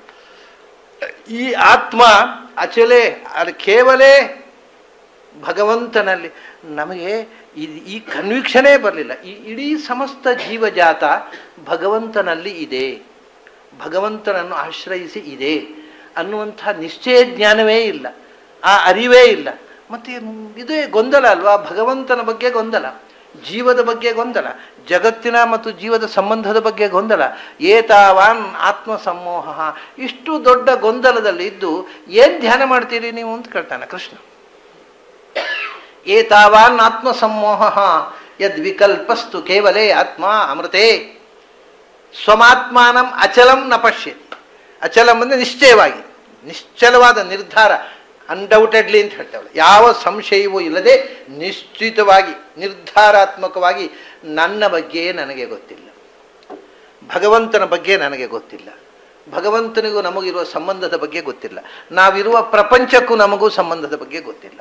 ಅದು ಗೊತ್ತಾದಾಗ ಏನು ಅಂದರೆ, ಈ ಪ್ರಪಂಚ, ಆ ಪ್ರಪಂಚದಲ್ಲಿ ಇರತಕ್ಕ ನಾನು, ಇದು ಎರಡೂ ಕೂಡ ಕೃಷ್ಣ ಹೇಳುವುದಲ್ಲಿ ಸಪ್ತಮಿ ವಿಭಕ್ತಿ ಕೊಟ್ಟ ಕೇವಲೇ ಇದು dependent reality. It is dependent on ಹೂಮ್. ಅವನು ಕೇವಲ, ಅವನು ಇದನ್ನು ನಿಯಂತ್ರಿಸ್ತಕ್ಕಂಥ ಒಂದು ಸ್ವತಂತ್ರ ತತ್ವ ಇದೆ.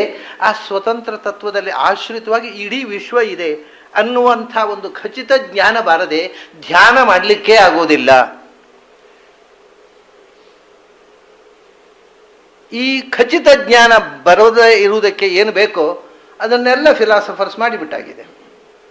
ಮತ್ತು ಹೇಗೆ ಧ್ಯಾನ ಮಾಡ್ತೀರಿ?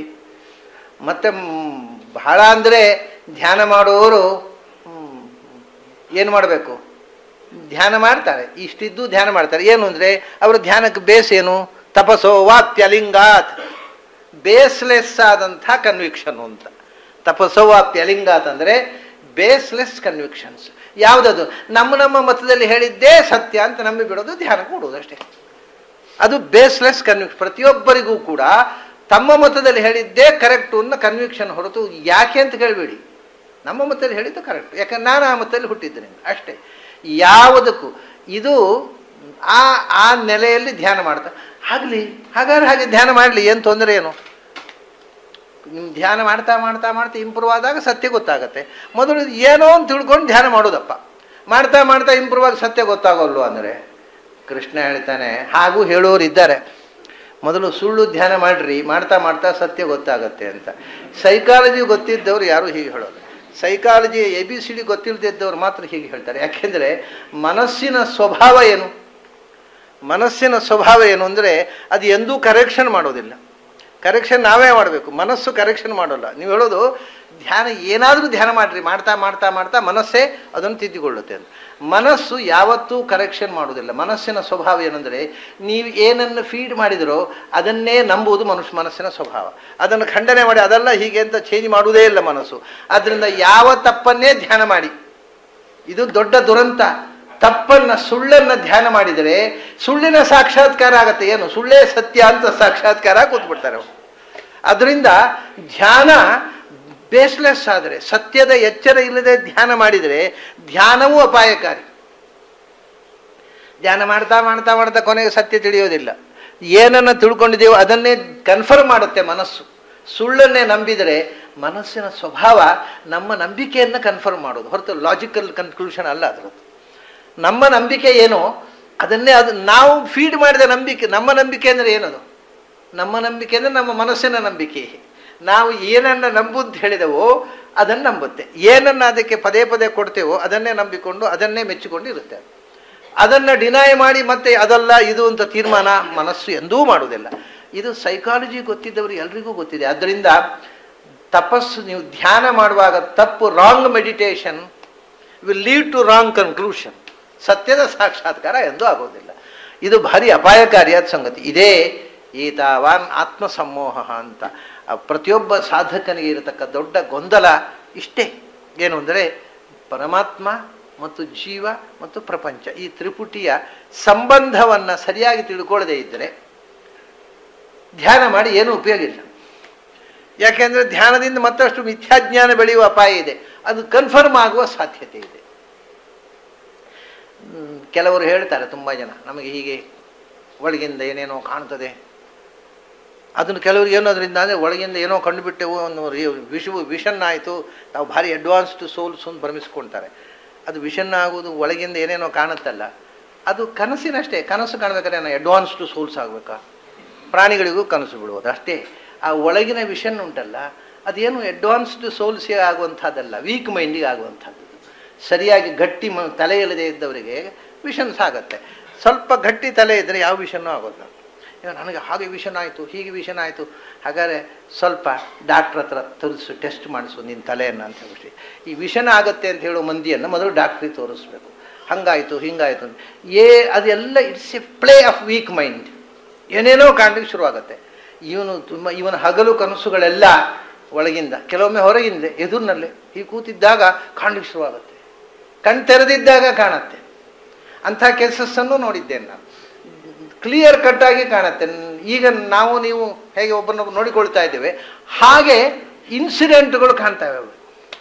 ಯಾವುದು ನಿಜವಾಗಿ ಇಲ್ಲದೆ ಇದ್ದದ್ದು ಕಾಣುತ್ತೆ, ಎಚ್ಚರದಲ್ಲಿ ಕಾಣುತ್ತೆ, ಕನಸಿನ ಕಾಣುತ್ತೆ. ಇವೆಲ್ಲ ದುರ್ಬಲವಾದ ಮನಸ್ಸಿನ ಡೊಂಬರಾಟಗಳು. ಅದು ಯಾವುದು ನಿಜವಾದಂಥ ರಿಯಲ್ ವಿಷನ್ ಅಲ್ಲ. ಅದರಿಂದ ಒಳಗಿನಿಂದ ವಿಷನ್ ಆಯಿತು ಅಂತಂದರೆ ಅದು ಈ ಮನಸ್ಸಿನ ದೌರ್ಬಲ್ಯಗಳು ಹೊರಗೆ ಬರ್ತಾ ಇರೋದು ಅಷ್ಟೇ. ಒಂದು ಬಾರಿ ಒಬ್ಬರು ಡಾಕ್ಟ್ರು, ಲೇಡಿ ಡಾಕ್ಟ್ರು, ಅವರು ಸುಮಾರು ಅವರಿಗೆ 35 ವಯಸ್ಸಾಗ್ಬೋದು, ಸುಮಾರು 35-30 ದಾಟಿದೆ, 40 ಆಗಿಲ್ಲ, ಅದರ ಮಧ್ಯದಲ್ಲಿರೋರು. ಒಳ್ಳೆ ಡಾಕ್ಟ್ರು, ಪ್ರಾಕ್ಟೀಸ್ ಚೆನ್ನಾಗಿತ್ತು. ಅವರಿಗೆ ಯಾವಾಗಲೂ ಕನಸು ಅಥವಾ ಕಣ್ಮುಚ್ಚಿ ಮೆಡಿಟೇಷನ್ಗೆ ಕೂತರೆ ವಿಷನ್ ಆಗೋದು. ಯಾವುದು? ಕೊಬ್ರಾ, ಹೆಡೆ ಅರಳಿದ ಹಾವು. ಹಾಗೆಲ್ಲ ಅವರು ಡಿಸ್ಕಸ್ ಮಾಡಿದ್ರು ಕೆಲವ್ರ ಹತ್ರ. ಹೆಡೆ ಅರಳಿದ ಹಾವು, ಅದೇನೋ ಕುಂಡಲಿನಿ ಜಾಗೃತ ಆಗಿರಬೇಕು ನಿಮಗೆ, ಭಾರಿ ಗುಡ್ ಸೈನ್ ಇದು. ಒಳಗಿಂದ ಆ ಕುಂಡಲಿನಿ ಶಕ್ತಿ ಜಾಗೃತ ಆಗಿಬಿಟ್ಟಿದೆ, ನೀವು ಭಾಳ ಎತ್ತರಕ್ಕೇರಿದ್ದೀರಿ ಅಂತ ಯಾರೋ ಹೇಳಿದರು. ಆದರೆ ಅವರಿಗೆ ತಮಾಷೆ ಏನು ಅಂದರೆ, ಕಣ್ಣು ಮುಚ್ಚಿದರೆ ಹಾವು ಇನ್ನೇನೂ ಕಾಣೋದಿಲ್ಲ. ಅವರಿಗೆ ಸಂಶಯ, ಇದೆ ಅಂತದ ಕತೆ. ಎಷ್ಟು ಸರ್ತಿ ಮೆಡಿಟೇಷನ್ಗೆ ಕೂತರು ಹುಡ್ಡು ಮೇಲೆ ಕೆತ್ತಿದ ಒಂದು ಕೊಬ್ಬರ ಕಾಣುತ್ತೆ ಅಷ್ಟೇ, ನಥಿಂಗ್ ಎಲ್ಸ್. ಅವರು ನನ್ನ ಹತ್ರ ಬಂದರು, ನನಗೆ ಮೆಡಿಟೇಷನ್ ಮಾಡ್ತೇನೆ. ಹೌದಾ, ಒಳ್ಳೆಯದು. ಏನಾಗತ್ತೆ? ಮೆಡಿಟೇಷನ್ ಮಾಡುವಾಗ ಒಂದು ಹಾವು ಕಾಣುತ್ತೆ. ಹೌದಾ, ಅದಕ್ಕೆ ಏನು? ನಾನು ಹೇಳಿದೆ, ಏನಿಲ್ಲ, ನೀವು ಬೇಗ ಮದುವೆ ಮಾಡಿಕೊಳ್ಳೋದು ಒಳ್ಳೆಯದು. Get married immediately, there is no other solution. ಅದು ಹಾವು ಕಾಣೋದು ಅದು ಕುಂಡಲಿನಿ ಅಲ್ಲ, ಸೆಕ್ಸ್ ಕಾಡ್ತಾ ಇರೋದು ಅವರಿಗೆ. ಅದೇ ಹಾಗಾಗಿ ವಿಷಯ ಏನು ಅಂದರೆ, ಈ ವಿಷಯಗಳೆಲ್ಲ ಮನುಷ್ಯನ ದೌರ್ಬಲ್ಯದ ರೂಪವಾಗಿಯೂ ಕಾಣುತ್ತೆ, ಏನೇನೋ ಕಾಣುತ್ತೆ. ಅದಕ್ಕೆಲ್ಲ ಇಂಟರ್ಪ್ರಿಟೇಷನ್ನು ಎಕ್ಸ್ಪರ್ಟ್ಸ್ ಹತ್ರ ಕೇಳಬೇಕು ಅವರೇ ಏನೋ ನಾವು ಕಣ್ಣು ಮುಚ್ಚಿದ ಹಾವು ಕಂಡಿತು, ಆಮೇಲೆ ಮತ್ತೆ ಹಾವು ಕಂಡ್ಮೇಲೆ ಗರುಡ ಕಂಡಿತು, ಇನ್ನೂ ಮೇಲೆ ಹೋದೆವು, ಹಾವಿಗಿಂತ ಒಂದು ಸ್ಟೆಪ್ ಮುಂದೆ ಗರುಡ ಕಂಡಿತು, ಎಲ್ಲ ಕಾಣುತ್ತೆ. ಎಲ್ಲವೂ ನಮ್ಮದೇ ಆದ ಮನಸ್ಸಿನ ಕಲ್ಪನೆಗಳು, ಪ್ಲೇ ಆಫ್ ಮೈಂಡ್. ಅಷ್ಟು ಮನಸ್ಸು ಏನು ಪ್ರಪಂಚದಲ್ಲಿ ಅತ್ಯಂತ ಅದ್ಭುತವಾದ ವಸ್ತು. ನಾವು ಯೋಚನೆ ಮಾಡಿದ್ದನ್ನೆಲ್ಲ ಸೃಷ್ಟಿ ಮಾಡಿ ನಮ್ಮನ್ನು ಮರಳುಗೊಳಿಸುವ ಶಕ್ತಿ ಇರುವ ಮಹಾ ಪ್ರಚಂಡವಾದ ವಸ್ತು ಅಂದರೆ ಮೈಂಡು. ಅದಕ್ಕೆ ಇರುವ ಶಕ್ತಿ ಯಾವುದಿಲ್ಲ, ಭಾರಿ ಪ್ರಚಂಡ, ಬಹಳ ದೊಡ್ಡ ಮೋಸಗಾರ. ಹಾಗಾಗಿ ಯಾವುದೇ ಅಂತರಂಗದ ದರ್ಶನ ಅಷ್ಟು ಸುಲಭದ ಸಂಗತಿ ಅಲ್ಲ. ಮತ್ತು ಧ್ಯಾನದಲ್ಲಿ ಕಾಣುವಂಥದ್ದು ಸತ್ಯ ಆಗಬೇಕು ಅನ್ನೋ ನಿಯಮ ಇಲ್ಲ. ನಾವು ಯಾವುದನ್ನು ಕಾಣುವುದಕ್ಕೋಸ್ಕರ ನಿರಂತರ ಮನಸ್ಸಿನಲ್ಲಿ ಚಿಂತನೆ ಮಾಡಿದೆವೋ ಅದು ಕಾಣುವುದಷ್ಟೇ, ಸತ್ಯ ಕಾಣುವುದಲ್ಲ. ಅದಕ್ಕೋಸ್ಕರವೇ ಏನು ಹೇಳ್ತಾರೆ ಗೊತ್ತಾ, ಧ್ಯಾನದಲ್ಲಿ ಮುಗಿಯೋದಿಲ್ಲ ಅದು. ಮತ್ತೆ ಧ್ಯಾನದಿಂದ ಆಚೆಗೆ ಹೋಗಬೇಕು. ಧ್ಯಾನ ಅಂದರೆ ಇಟ್ಸ್ ಎ ಮೆಂಟಲ್ ಸ್ಟೇಜ್, ಅದು ಮಾನಸಿಕವಾದಂಥ ಒಂದು ಸ್ಥಿತಿ. ಆ ಮನಸ್ಸನ್ನು ನಲ್ಲಿಫೈ ಮಾಡಿ ಅಂತಾರೆ ಅವರು. ಯಾವ ಯೋಗಿಗಳು ಕೂಡ ಮನಸ್ಸಿನ ಧ್ಯಾನಕ್ಕೆ ಬೆಲೆ ಕೊಡೋಲ್ಲ. ಆ ಮನಸ್ಸನ್ನು ನಲ್ಲಿಫೈ ಮಾಡಿ, ಮನಸ್ಸನ್ನು ಸ್ವಿಚ್ ಆಫ್ ಮಾಡಿಬಿಡಿ. When mind ceases to function then the self starts to function. ಆವಾಗ ಆತ್ಮವೇ ಚಿಂತನೆ ಮಾಡಲಿಕ್ಕೆ ಪ್ರಾರಂಭ ಮಾಡುತ್ತೆ. ಆವಾಗ ಮಾತ್ರ ಸತ್ಯ ಕಾಣೋದು ಸಾಧ್ಯ. ಮೈಂಡು ಸತ್ಯವನ್ನು ಕಾಣುವುದಕ್ಕೆ ಇನ್ಸ್ಟ್ರೂಮೆಂಟ್ ಅಲ್ಲ. ಸೊ ಮನಸ್ಸು, ಈ ನಮ್ಮ ಗೊಂದಲ ಏನು ಗೊತ್ತುಂಟ, ಬರೇ ಮನಸ್ಸಿನಲ್ಲೇ ಆಟ ಆಡ್ತಾ ಇರೋದು ನಾವು. ಒಂದು ಪುಸ್ತಕ ಸಿಕ್ಕಿದರೆ ಅದರ ಬಗ್ಗೆ ನಮ್ಮ ಮಾನಸಿಕ ಚಿಂತನೆ, ಹುಚ್ಚು ಚಿಂತನೆಗಳು, ಅದನ್ನು ಲಾಜಿಕಲ್ ಕನ್ಕ್ಲೂಷನ್ಸು, ತರ್ಕ ಅನ್ನೋದಿಗೆ ನಮ್ಮ ಮನಸ್ಸಿನದ್ದೇ ಒಂದು ಆಟ, ಅದು ಹುಚ್ಚಾಟ. ಬರೇ ಮಾತು ಮನಸ್ಸು ಇದು ಎರಡು ಮನುಷ್ಯನನ್ನು ಪೂರ್ತಿಯಾಗಿ ದಾರಿ ತಪ್ಪಿಸ್ತಕ್ಕಂಥ ಎರಡು ಸಂಗತಿಗಳು. ಅದಕ್ಕೆ ಡಿಪೆಂಡ್ ಆಗಿ ಹೋದರೆ ಸತ್ಯ ಸಿಗೋಲ್ಲ. ಅದಕ್ಕೆ ಯಥೋ ವಾಚೋ ನಿವರ್ತಂತೆ ಅಪ್ರಾಪ್ಯ ಮನಸ್ಸಾ ಸಹ, ಮನಸ್ಸು ಮತ್ತು ಮಾತು ಎರಡನ್ನೂ ನಿಲ್ಲಿಸಿಬಿಡು, ಸ್ಟಾಪ್, ಸ್ವಿಚ್ ಆಫ್. ಮೈಂಡು ಕೆಲಸ ಮಾಡದ ಸ್ಥಿತಿಗೆ ಹೋಗಬೇಕು. ಅದು ಒಂದು ಕಲ್ಪನಾತೀತವಾದ ವಿಷಯ. ಹೇಳಿದರೆ ಯಾರಿಗಾದರೂ ಮೈಂಡು ಕೆಲಸ ಮಾಡುವುದನ್ನು ನಿಲ್ಲಿಸಿದಾಗ ಮಾತ್ರ ಆತ್ಮ ಸ್ವತಃ ಯೋಚನೆ ಮಾಡಿ ಶುರು ಮಾಡಿದೆ. ಈಗ ನಾವು ಆತ್ಮವನ್ನು ಕರಡಿಕೆ ಒಳಗೆ ಹಾಕಿ ಬೀಗ ಹಾಕಿ ಮೈಂಡಿಗೆ ಮಾತಾಡ್ಲಿಕ್ಕೆ ಬಿಟ್ಟಿದ್ದೇವೆ, ಯೋಚನೆ ಮಾಡ್ಲಿಕ್ಕೆ ಬಿಟ್ಟಿದ್ದೇವೆ. ನಮ್ಮ ಮೈಂಡೇ ಈಗ ಮಾತಾಡ್ತಾ ಇರೋದು, ನಮ್ಮ ಮೈಂಡೇ ಯೋಚನೆ ಮಾಡ್ತಾ ಇರೋದು. ಹಾಗಾಗಿ ಅದೆಂದೂ ಸತ್ಯವನ್ನು ಗ್ರಹಣ ಮಾಡೋದು ಸಾಧ್ಯ ಇಲ್ಲ.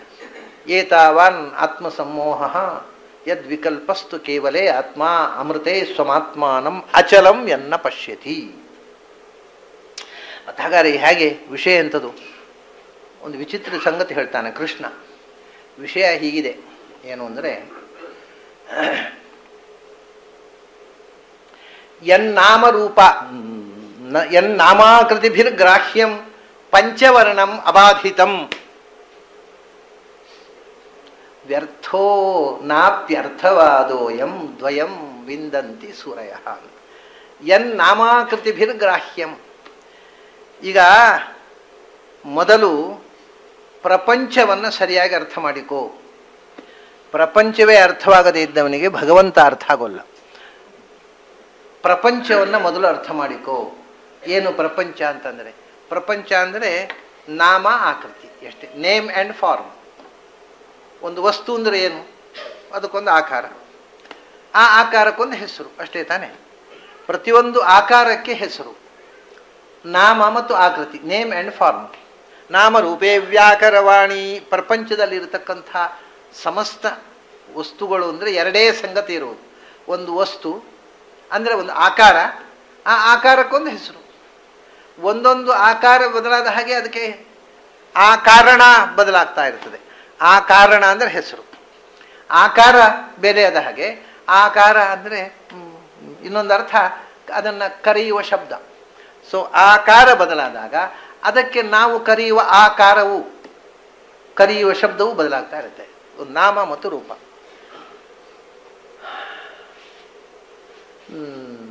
ಸಂಸ್ಕೃತದಲ್ಲಿ ಕಾರ ಅಂತಾರೆ, ನಾವು ಕನ್ನಡದಲ್ಲಿ ಕರೆಯುವುದು ಅಂತೇವೆ. ಕರೆಯುವುದು ಅಂದ್ರೂ ಕಾರ ಅಂದ್ರೂ ಒಂದೇ. ಕಾರಹ ಅಂದ್ರೆ ಕರೆಯಲ್ಪಡುವವನು ಅಂತ ಅರ್ಥ. ಸಂಸ್ಕೃತ ಆಕ್ರಿಯತೆ, ಕರೆಯಲ್ಪಡುತ್ತಾನೆ, ಆಕಾರಹ. ಹಾಗಾಗಿ ಭಗವಂತ, ಜಗತ್ತು, ಭಗವಂತನ ವಿಷಯ ಮತ್ತೆ ನೋಡೋಣ. ಈ ಜಗತ್ತು ಅಂದರೆ ಏನು ಅಂದರೆ ನಾಮರೂಪಾಕೃತಿಭಿ ನಾಮಾಕೃತಿಭಿರ್ ಗ್ರಾಹ್ಯಂ. ನಾಮ ಮತ್ತು ರೂಪ. ಒಂದು ಹೆಸರು, ಆ ಹೆಸರಿಂದ ವಾಚ್ಯವಾಗಿರತಕ್ಕಂಥ ಒಂದು ಆಕಾರ. ಈ ಆಕಾರದಿಂದ ಗ್ರಾಹ್ಯ ಮತ್ತು ಈ ನಾಮದಿಂದ ಗ್ರಾಹ್ಯವಾಗಿರುತ್ತೆ. ಪ್ರಪಂಚಕ್ಕೆ ನಾಮ ಮತ್ತು ರೂಪ ಎರಡು ಮುಖ ಇದೆ. ಪ್ರಪಂಚವನ್ನ ಗ್ರಹಣ ಮಾಡಲಿಕ್ಕೆ ಎರಡು ಆಸ್ಪೆಕ್ಟ್ಗಳು. ಯಾಕೆಂದರೆ ನೋಡಿ, ನಾಮ ಒಂದು ಶಬ್ದ, ಆ ಶಬ್ದವನ್ನು ಕೇಳಿದ ತಕ್ಷಣ ನಮಗೆ ನೆನಪಾಗುವುದು ಆ ಆಕಾರ. ಕುದುರೆ ಅಂದ ತಕ್ಷಣ ಕುದುರೆಯ ಫಾರ್ಮು ಕಣ್ಮುಂದೆ ಬಂದು ನಿಲ್ಲುತ್ತೆ ಅಷ್ಟೇ. ಕುದುರೆ ಅನ್ನೋದು ಎದುರು ಇಲ್ಲದೇ ಇದ್ದರೆ, ಕುದುರೆ ಅಂತ ಹೇಳಿದ ತಕ್ಷಣ ನಮಗೆ ಶಬ್ದ ಬೋಧ ಆಗುವುದಲ್ಲ. ಬೋಧ ಆಗುವುದು ಹೇಗೆ? ಕುದುರೆಯ ಆಕಾರ ಕಣ್ಮುಂದೆ ನಿಲ್ಲುತ್ತೆ. ಆನೆ ಅಂದರೆ ಆನೆಯ ಆಕಾರ ಕಣ್ಮುಂದೆ ನಿಲ್ಲುತ್ತೆ. ಯಾವ ಮನುಷ್ಯ ಕುದುರೆಯನ್ನು ನೋಡೇ ಇಲ್ಲ, ಯಾವ ಮನುಷ್ಯ ಆನೆಯನ್ನು ನೋಡೇ ಇಲ್ಲ, ಅವನಿಗೆ ಕುದುರೆ ಆನೆ ಅಂದರೆ ಏನು, ಇಟ್ ಮೇಕ್ಸ್ ನೋ ಡಿಫರೆನ್ಸ್. ಹಾಗಾಗಿ ಒಂದು ಶಬ್ದ ಅರ್ಥ ಕೊಡಬೇಕಾಗಿದ್ದರೆ ಮೊದಲು ನಮಗೆ ಆ ಶಬ್ದದಿಂದ ಯಾವ ಆಕಾರವನ್ನು ನಾವು ಹೇಳ್ತೇವೆ ಆ ಆಕಾರದ ಪರಿಚಯ ಇರಬೇಕು. ಆಕಾರಕ್ಕೆ ನಾಮ. ಇದಿಷ್ಟು ಪ್ರಪಂಚದಲ್ಲಿರುವುದು. ಒಂದು ಶಬ್ದ ಹೇಳಿದ ತಕ್ಷಣ ಆಕಾರ ನೆನಪಾಯಿತು. ಇಡೀ ಪ್ರಪಂಚದಲ್ಲಿ ಎಲ್ಲವನ್ನೂ ನಾಮ ಮತ್ತು ಆಕೃತಿ ಎರಡು ವಿಭಾಗ ಮಾಡಿ ಈ ಜಗತ್ತಿನಲ್ಲಿ ತುಂಬಿದೆ. ಅದನ್ನು ಗ್ರಹಣ ಮಾಡಬೇಕು ಮೊದಲು. ನಾಮ ಆಕೃತಿಭಿ ಗ್ರಾಹ್ಯಂ. ಹೇಗೆ ಗ್ರಹಣ ಮಾಡಬೇಕು? ಪಂಚವರ್ಣಂ ಅಬಾಧಿತಂ. ಈ ಜಗತ್ತು ಪಂಚವರ್ಣ ಅಂತ ಗ್ರಹಣ ಮಾಡುವುದು. ಪಂಚವರ್ಣ ಅಂದರೆ ಪಂಚರೂಪ ಅಂತ ಅರ್ಥ. ವರ್ಣ ಅಂದ್ರೆ ರೂಪ ಅಂದ್ರೆ ಒಂದೇ ಅಲ್ವ, ಬಣ್ಣ. 5 ಬಣ್ಣಗಳು ಯಾವುದು? ಮಣ್ಣು, ನೀರು, ಬೆಂಕಿ, ಗಾಳಿ, ಆಕಾಶ. ಇವೇ 5. ಪಂಚಭೂತಾತ್ಮಕವಾದದ್ದು ಅಂತ ಶಾಸ್ತ್ರಗಳಲ್ಲಿ ವರ್ಣಿತವಾದದ್ದು ಇದು. ಆದ್ದರಿಂದ ಈ ಪ್ರಪಂಚ 5 ಫೋಲ್ಡ್ ಪಂಚಮುಖವಾಗಿ ಬೆಳೆದು ಬಂದದ್ದು. ಈ ಪ್ರಪಂಚವನ್ನು ಪಂಚವರ್ಣವಾದ ಪ್ರಪಂಚ ನಾಮ ರೂಪಾತ್ಮಕವಾಗಿ ಬಂದಿದೆ ಅಂತ ತಿಳ್ಕೊ. ಇದೆಲ್ಲವೂ ರೂಪವೂ ಮಣ್ಣು, ನೀರು, ಬೆಂಕಿ, ಗಾಳಿ, ಆಕಾಶ, ಇದು ಬೇರೆ ಬೇರೆ. ನಾಮವೂ ಕೂಡ ಮಣ್ಣಿನ ಹೆಸರು, ನೀರಿನ ಹೆಸರು, ಗಾಳಿಯ ಹೆಸರು, ಬೆಂಕಿಯ ಹೆಸರು, ಆಕಾಶ, ಪಂಚಾತ್ಮಕವಾಗಿರತಕ್ಕಂಥದ್ದು. ಆಮೇಲೆ ಅಬಾಧಿತಂ. ಒಂದು ಭ್ರಮೆಯನ್ನು ಮೊದಲು ಬಿಟ್ಟು ಬಿಡಿ. ಏನು ಇದು? ಬಾಧ ಅಂದರೆ ಈಗ ಭ್ರಮೆಯಿಂದ ಒಂದು ವಸ್ತುವನ್ನು ಏನೋ ಅಂತ ತಿಳ್ಕೊತೇವೆ ನಾವು. ಚಿಪ್ಪನ್ನು ನೋಡಿ ಬೆಳ್ಳಿ ಅಂತ ತಿಳ್ಕೊತೇವೆ, ಹಗ್ಗವನ್ನು ನೋಡಿ ಹಾವು ಅಂತ ತಿಳ್ಕೊತೇವೆ. ದೂರದಲ್ಲಿ ಒಂದು ಮರದ ದಿಮ್ಮಿ ಇರ್ತದೆ, ಕಾಂಡ. ಮರವನ್ನೆಲ್ಲ ಕಡಿದಿರ್ತಾರೆ, ಒಂದು ಕಾಂಡ ಮಾತ್ರ ಬಿಟ್ಟಿರ್ತಾರೆ. ರಾತ್ರಿ ಹೊತ್ತು ಲೈಟ್ ಕರೆಂಟ್ ಹೋಗಿಬಿಟ್ಟಿದೆ, ಅದು ಏನೋ ಮುಸುಕಾಗಿ ಆ ಕಾಂಡ ಕಾಣುತ್ತೆ, ಯಾರೋ ಒಬ್ಬ ನಿಂತಿದ್ದಾನೆ, ಹೆದರಿಕೆ ಆಗಲಿ ಶುರುವಾಗ್ತದೆ. ಅದು ಏನಿಲ್ಲ, ಮರದ ದಿಮ್ಮಿ ಅದು. ಆದರೆ ಅದು ನಮಗೆ ಒಂದು ಪುರುಷಾಕಾರದ ಹಾಗೆ ಕಾಣುತ್ತೆ, ಭಯ ಆಗತ್ತೆ. ಆದರೆ ಅದು ಅಲ್ಲಿ ನಿಜವಾಗಿ ಭಯಕ್ಕೆ ಕಾರಣ ಏನು? ಅದು ಪುರುಷ ಅಂತ ನಿಮಗೆ, ಅದನ್ನು ಪುರುಷ ಅಂತ ನೀವು ನೋಡಿದಿರಿ, ಅದರಿಂದ ಭಯ ಆಯಿತು. ಇದೇ ಹೇಳಿದ್ರಲ್ಲ ಹಿಂದೆ ಆಗೊಂದು. ಈ ಜಗತ್ತು ಇಲ್ಲ ಯಾಕೆಂದರೆ ಕಾಣುವುದರಿಂದ. ಹೇಗೆ ನೋಡಿ, ನೀವೇನು ಕಂಡ್ರಿ? ಅಲ್ಲಿ ಒಂದು ಮನುಷ್ಯನನ್ನು ಕಂಡ್ರಿ, ಕಂಡು ಹೆದರಿದ್ರಿ. ಅಲ್ಲಿ ಮನುಷ್ಯ ಇಲ್ಲ, ಸುಳ್ಳದು. ನೀವು ಹಾವು ಅಂತ ಹೆದರಿದ್ರಿ, ಆದರೆ ಹಾವು ಇಲ್ಲ ಅಲ್ಲಿ, ಹಗ್ಗ, ಸುಳ್ಳದು. ಹೆದರಿದ್ದರೆ ತಪ್ಪಾಯಿತು. ಹಾಗೆಯೇ ಈ ನಮ್ಮ ಎಲ್ಲ ಮಾನಸಿಕ ಭಾವನೆಗಳಿಗೆ, ಭಯ, ದ್ವೇಷ, ರಾಗ, ಪ್ರೀತಿ ಎಲ್ಲಕ್ಕೂ ಕಾರಣ ನಮ್ಮ ಭ್ರಮೆ. ಇದನ್ನು ನೋಡಿ ಭ್ರಮಿಸಿಕೊಂಡೆವು. ವಸ್ತುತಃ ಏನು ಕಂಡ್ರಿ? ಹಾವು ಕಂಡ್ರಿ ಅಲ್ವಾ? ಹಾವು ಇಲ್ಲ ಅಲ್ಲಿ. ಅದು ಮನುಷ್ಯನನ್ನು ಕಂಡ್ರಿ ಅಲ್ಲ, ಮನುಷ್ಯ ಇಲ್ಲ ಅಲ್ಲಿ. ಆದ್ದರಿಂದ ಯಾವುದು ಕಾಣುತ್ತೋ ಅದಿಲ್ಲ. ಅದಕ್ಕೆ ಯಾಕೆಂದರೆ ಮತ್ತೆ ದೀಪ ಹಾಕಿದಾಗ ಅದು ನಮ್ಮ ಮನುಷ್ಯ ಅಂತ ತಿಳ್ಕೊಂಡಿದ್ದ ಜ್ಞಾನ ಹೋಯಿತು, ಬಾಧಿತ ಆಯಿತು. ಟಾರ್ಚ್ ಹಾಕಿದ ತಕ್ಷಣ ಅದು ಮರದ ದಿಮ್ಮಿ ಕಂಡಿತು, ಟಾರ್ಚ್ ಹಾಕಿದ ತಕ್ಷಣ ಹಗ್ಗ ಕಂಡಿತು, ಹೋಯಿತು ಭ್ರಮೆ. ಆದ್ದರಿಂದ ಯಾವುದು ಕಾಣುತ್ತೋ ಅದು ಇಲ್ಲ. ಕೃಷ್ಣ ಹೇಳ್ತಾನೆ, ಅಲ್ಲಪ್ಪ, ಯಾವುದು ಕಾಣುತ್ತೋ ಅದೇ ಇರೋದು, ಯಾವುದು ಕಾಣೋದಿಲ್ಲ ಅದು ಇರೋದಲ್ಲ. ಹೇಗರಿ ಮತ್ತೆ? ಹಾವು ಕಂಡಿತು, ಹಾವು ಇಲ್ಲ. ಎಲ್ಲಿ ಕಂಡಿತು ಹಾವು? ನೀನು ಕಂಡದ್ದು ಹಾವನ್ನಲ್ಲ, ಹಗ್ಗವನ್ನ. ಅದು ಹಾವು ಅಂತ ಕಂಡದ್ದು, ಹಾವು ಕಂಡದ್ದಲ್ಲ, ಹಾವು ಅಂತ ಕಂಡದ್ದು. ಈ ಡಿಫ್ರೆನ್ಸ್ ಯಾಕೆ ಗೊತ್ತಾಗಲಿ ನಿನಗೆ? ನೀನು ಹಾವನ್ನು ನೋಡೇ ಇಲ್ಲ, ನೀನು ನೋಡಿದ್ದು ಹಗ್ಗವನ್ನ. ಕಣ್ಣಿಗೆ ಹಾವಿಗೂ ಸಂಪರ್ಕ, ನೋಡುವುದು ಅಂದರೆ ಕಣ್ಣಿಗೆ ಸಂಯೋಗ ಆಗಬೇಕಲ್ಲ. ಕಣ್ಣಿಗೆ ಕಾಂಟ್ಯಾಕ್ಟ್ ಆದದ್ದು ಹಾವಿಗಲ್ಲ, ಹಗ್ಗಕ್ಕೆ. ಹಗ್ಗ ನೀನು ಹಾವು ಅಂತ ಭ್ರಮಿಸಿದ್ದು. ನೋಡೇ ಇಲ್ಲ. ನೀನು ಹಗ್ಗವನ್ನೇ ನೋಡಿದ್ದು, ಹಾವನ್ನಲ್ಲ. ನೀನು ಮರದ ಬೊಡ್ಡೆಯನ್ನೇ ನೋಡಿದ್ದು, ಮನುಷ್ಯನನ್ನಲ್ಲ. ಅದರಿಂದ ಯಾವುದು ಕಂಡಿದೆಯೋ ಸುಳ್ಳೋದು ಕಂಡೇ ಇಲ್ಲಲ್ಲಪ್ಪ. ಓ ಹೌದಲ್ಲ, ನಾವು ಇದು ತಲೆಗೆ ಹೋಗಲಿಲ್ಲ ನಮಗೆ. ನಾವು ಯಾವುದು ಕಾಣುತ್ತೋ ಅದು ಸುಳ್ಳು, ಒಂದು ಇದು ಕಂಡಿದೆ ಅಂತ ತಿಳ್ಕೊಂಡಿದ್ದೆವು. ಎಲ್ಲ ಪಂಡಿತರು ಕಂಡಿದೆ, ಅಲ್ಲಿ ಶುಕ್ತಿಯಲ್ಲಿ ರೂಪ್ಯ ಕಂಡಿದೆ, ಹಾವಿನಲ್ಲಿ ಹಗ್ಗದಲ್ಲಿ ಹಾವು ಕಂಡಿದೆ ಅಂತ ಹೇಳಿದರು. ಪಂಡಿತರು ಹೇಳಿದ ಮೇಲೆ ಇರಬೇಕು ನಾವು ನಂಬಿಬಿಟ್ಟು ನೋಡಿ ಕಂಡೇ ಇಲ್ಲ. ಅದು ಯಾರು ಅದ್ರ ಬಗ್ಗೆ ಸೀರಿಯಸ್ ಯೋಚನೆ ಮಾಡಲಿಲ್ಲ. ಕಂಡದ್ದು ಹಗ್ಗವೇ ಹೊರತು ಹಾವಲ್ಲ. ಹಾವನ್ನು ಕಂಡು ಹಗ್ಗವನ್ನು ಕಂಡು ಹಾವು ಅಂತ ತಿಳ್ಕೊಂಡದ್ದಷ್ಟೇ, ಹಾವು ಕಂಡೇ ಇಲ್ಲ. ಹಾವೇ ಕಂಡಿದ್ರೆ ಅದು ಭ್ರಮೆ ಆಗುದು ಹೇಗೆ? ಇದು ಇಟ್ಸ್ ವೆರಿ ಸಿಂಪಲ್ ಥಿಂಗ್. ಸಾವಿರಾರು ವರ್ಷಗಳಿಂದ ನಮ್ಮ ಪಂಡಿತರು ಮೋಸ ಮಾಡಿಬಿಟ್ರು ಅದನ್ನು, ಖಂಡಿತು ಅಂತ ಹೇಳಿ ನಾವು ನಂಬಿದೆವು. ಅದನ್ನು ಕಂಡೇ ಇಲ್ಲ. ಅದು ಹಾವು ಕಂಡೇ ಇಲ್ಲ, ಹಗ್ಗ ಕಂಡದ್ದು, ಮರ ಕಂಡದ್ದು ಮನುಷ್ಯ ಅಲ್ಲೇ ಅಲ್ಲ, ಮನುಷ್ಯ ಅಂತ ತಿಳ್ಕೊಂಡದ್ದು ಅಷ್ಟೇ, ಕಂಡದ್ದು ಮನುಷ್ಯ ಅಲ್ಲ. ಇಷ್ಟು ಸಿಂಪಲ್ ವಿಷಯ. ಅದೇ ಈ ಲಾಜಿಕ್ ಏನು ಮಾಡುತ್ತೆ ಅಂದರೆ ಮನುಷ್ಯನನ್ನು ಕನ್ಫ್ಯೂಷನ್ ಮಾಡಿಬಿಡುತ್ತೆ. ಅದು ಸತ್ಯ ತಿಳಿಯದ ಹಾಗೆ ಮಾಡಲಿಕ್ಕೆ ಲಾಜಿಕ್ ಉಪಯೋಗ ಬೀಳುವಷ್ಟು ಇನ್ನು ಯಾವುದೂ ಉಪಯೋಗ ಬೀಳೋಲ್ಲ. ಸತ್ಯವನ್ನು ನಮಗೆ ಎಂದಿಗೂ ಅರ್ಥ ಆಗದ ಹಾಗೆ ಮಾಡಿ ನಮ್ಮ ಕೈಕಾಲು ತಪ್ಪಿಸಿ ಕೂಡಿಸಿಬಿಡುತ್ತೆ. ಹಾಗಾಗಿ ಕೃಷ್ಣ ಹೇಳಿದ, ಎಂದೂ ಲಾಜಿಕ್ ಮಾಡಲಿಕ್ಕೆ ಹೋಗಬೇಡ. ನೀನು ಏನು ಕಾಣ್ತೀಯೋ ಅದು ಸತ್ಯ, ಅಬಾಧಿತಂ. ನೀನು ಏನು ಕಾಣ್ತೀ ಅದು ಸತ್ಯ ಇದೆ. ಆದರೆ ಒಂದು ವಿಷಯ, ನೀನು ಕಂಡಷ್ಟೇ ಸತ್ಯ ಅಲ್ಲ, ಅದು ಮಾತ್ರ ತಿಳ್ಕೊಂಡಿಲ್ಲ. ನೀನು ಕಂಡದ್ದು ಸುಳ್ಳಲ್ಲ, ಆದರೆ ನೀನು ಕಂಡಷ್ಟೇ ಸತ್ಯ ಅಲ್ಲ. ಯಾಕೆಂದರೆ ಸತ್ಯ ತಿಳಿಲಿಕ್ಕೆ ಇನ್ನೂ ತುಂಬ ಸಂಗತಿಗಳಿವೆ. ನಿನಗೇನೋ ಅದರಲ್ಲಿ 1% ತಿಳಿದಿದೆ ಅಷ್ಟೇ. ನೀನು ಕಂಡದ್ದು ಸತ್ಯ, ಅದು ಸುಳ್ಳಲ್ಲ, ಆದರೆ ಅಷ್ಟೇ ಸತ್ಯ ಅಲ್ಲ. ಅದರಲ್ಲಿ ಇನ್ನೂ ಅನಂತವಾದ ಸತ್ಯಗಳಿವೆ ಅದರ ಒಳಗೆ. ಅದು ಪೂರ್ತಿ ತಿಳಿಯಲಿಲ್ಲ ನನಗೆ, ಆದರೆ ಪೂರ್ತಿ ತಿಳಿಯಲಿಲ್ಲ ಯಾವುದಾದ್ರೂ ಅಷ್ಟೇ ಅಲ್ವಾ. ಈಗ ನಾನು ಯಾವಾಗಲೂ ಹೇಳ್ತೀನಿ, ಹಿಮಾಲಯವನ್ನು ನಾವು ಕಂಡಿದ್ದೇವೆ. ಎಷ್ಟು ಕಂಡದ್ದು? ನಾವು ಬಸ್ನಲ್ಲಿ ಹೋಗುವ ಎಷ್ಟು ಕಂಡಿದ್ದೋ ಅಷ್ಟೇ. ಹಿಮಾಲಯ ಪರ್ವತ ಅಷ್ಟೇ ಇರೋದಾ? ಆದರೂ ಹಿಮಾಲಯ ಕಂಡದ್ದು ನಿಜವಾ? ನಾನು ನೋಡಲಿಲ್ಲ ಸ್ವಾಮಿ, ಹಿಮಾಲಯವನ್ನು ನೋಡಿಯೇ ಇಲ್ಲ ಅಂತ ಹೇಳ್ತಾರೆ ಯಾರಾದರೂ. ಇಲ್ಲಪ್ಪ, ನಾನು ಬದಲು ಹೋಗುವಾಗ ನೋಡಿದ್ದೇನೆ. ಎಂಥದ್ದು ನೋಡಿದ್ದು? Not even 1%. ಇಡೀ ಹಿಮಾಲಯ ಪರ್ವತದ ಯಾವುದೋ ಒಂದು ಶಿಖರ ದೂರದಲ್ಲಿ ಕಂಡದ್ದು ನಾನು. ಆ ಹಿಮಾಲಯದಲ್ಲಿ ಏನೇನು ರಹಸ್ಯಗಳಿವೆ ಅದರ ಗರ್ಭದಲ್ಲಿ, ಅದನ್ನು ಒಂದೂ ನೋಡಿಲ್ಲ ನಾನು. ಆದರೂ ಕೂಡ ಹಿಮಾಲಯ ನೋಡಿದ್ದು ಸತ್ಯ ಅಷ್ಟೇ. ಈ ಪ್ರಪಂಚ ಪ್ರತಿಯೊಂದು ಕೂಡ ಯಾವುದು ಪೂರ್ತಿ ನಮಗೆ ಗೊತ್ತಿಲ್ಲ, ಆದರೆ ಎಷ್ಟು ತಿಳಿದಿದ್ದೇವೆ ಅದು ಸುಳ್ಳಲ್ಲ. ಇದು ಪ್ರಪಂಚವನ್ನು ಮೊದಲು ತಿಳ್ಕೊಳ್ಬೇಕಾದ ಸಂಗತಿ. ಯಾಕೆಂದರೆ ಪ್ರಪಂಚವನ್ನು ತಿಳ್ಕೋಬೇಕು ಅಲ್ರಿ. ದೇವರನ್ನು ತಿಳ್ಕೋಬೇಕು ಅಂತ ಎಲ್ಲ ಹೇಳ್ತಾರೆ. ನೀವು ಪ್ರಪಂಚವನ್ನು ತಿಳ್ಕೊ ಅಂತ ಹೇಳ್ತಾ ಇದ್ದೀನಿ. ನೀವು ಪ್ರಪಂಚವನ್ನು ತಿಳ್ಕೊಳ್ಳೋದು, ದೇವರನ್ನು ತಿಳ್ಕೊಳ್ಳೋದು. ದೇವರನ್ನು ತಿಳ್ಕೊಳ್ಳೋದು ಸಾರ್ಥಕ, ಈ ಪ್ರಪಂಚವನ್ನು ತಿಳ್ಕೊಳ್ಳೋದು ವ್ಯರ್ಥ ಅಲ್ವಾ? ವ್ಯರ್ಥೋ ನಾಪ್ಯರ್ಥವಾದೋಯಂ ಅಯಮಪಿ ನ ವ್ಯರ್ಥ. ಪ್ರಪಂಚವನ್ನು ತಿಳ್ಕೊಳ್ಳೋದು ಕೂಡ ವ್ಯರ್ಥವಾದ ವಿಚಾರ ಅಲ್ಲ ಅಂದ. ಮತ್ತೆ ಅರ್ಥವಾದೋಯಂ, ಬಹಳ ಅರ್ಥಪೂರ್ಣವಾದ ಮಾತು ಇದು. ವ್ಯರ್ಥ ಅಲ್ಲೇ ಅಲ್ಲ. ಪ್ರಪಂಚದ ಬಗ್ಗೆ ನೀವು ಏನು ಮಾತಾಡ್ತಿ ಅದು ಅರ್ಥಪೂರ್ಣವಾದ ಮಾತು, ವ್ಯರ್ಥ ಅಲ್ಲ. ಯಾಕೆಂದರೆ ನಿನಗೆ ಪ್ರಪಂಚದ ಬಗ್ಗೆ ನೀನು ತಿಳಿದೇ ಇದ್ದರೆ ಭಗವಂತನ ಬಗ್ಗೆ ತಿಳಿಯೋದೇ ಇಲ್ಲ. ಇದು ಪ್ರಪಂಚ ಅಬಾಧಿತ. ಯಾಕೆಂದರೆ ಇದು ಭಗವಂತನ ಸೃಷ್ಟಿಯಯ್ಯ, ಇದು ಡೊಂಬರಾಟ ಅಲ್ಲ. ಇದು ಭಗವಂತನ ಸೃಷ್ಟಿ. ಭಗವಂತ ಸೃಷ್ಟಿ ಮಾಡಿದ್ದು ಬಾಧಿತ ಆಗುವುದು ಹೇಗೆ? ಆದ್ದರಿಂದ ನೀನು ಇದು ಭಗವಂತನ ಸೃಷ್ಟಿ ಅಂತ ನಿನಗೆ ಅರ್ಥ ಆಗಬೇಕಾದ್ರೆ ಇದು ಮೊದಲು ಸತ್ಯ ಅಂತ ತಿಳಿಬೇಕು ನೀನು.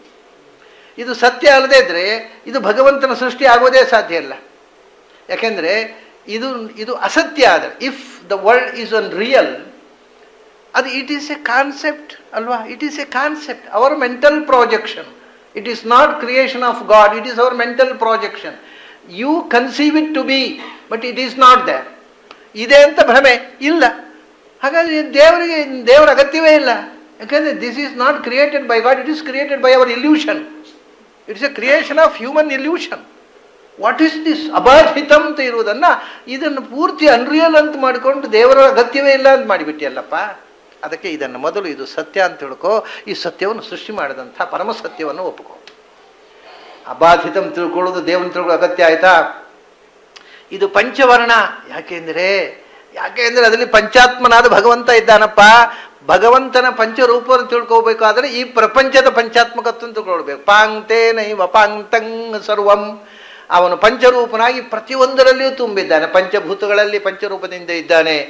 ಪಂಚ ತನ್ಮಾತ್ರೆಗಳಲ್ಲಿ ಪಂಚರೂಪದಿಂದ ಇದ್ದಾನೆ, ಪಂಚ ಜ್ಞಾನೇಂದ್ರಿಯಗಳಲ್ಲಿ ಪಂಚರೂಪದಿಂದ ಇದ್ದಾನೆ, ಪಂಚ ಕರ್ಮೇಂದ್ರಿಯಗಳಲ್ಲಿ ಪಂಚರೂಪದಿಂದ ಇದ್ದಾನೆ, ಮನಸ್ಸು, ಬುದ್ಧಿ, ಅಹಂಕಾರ, ಚಿತ್ತ, ಚೇತನ ಪಂಚವಿಧ ಅಂತಃಕರಣದಲ್ಲಿ ಪಂಚರೂಪದಿಂದ ಇದ್ದಾನೆ, ಪ್ರಾಣಾಪಾನ ವ್ಯಾನೋದಾನ ಸಮಾನ ಪಂಚ ಪ್ರಾಣರಲ್ಲಿ ಪಂಚರೂಪದಿಂದ ಇದ್ದಾನೆ, ನಾಗ, ಕೂರ್ಮ, ಕೃಕಲ, ದೇವದತ್ತ, ಧನಂಜಯ ಪಂಚ ಉಪಪ್ರಾಣಗಳಲ್ಲಿ ಪಂಚರೂಪದಿಂದ ಇದ್ದಾನೆ.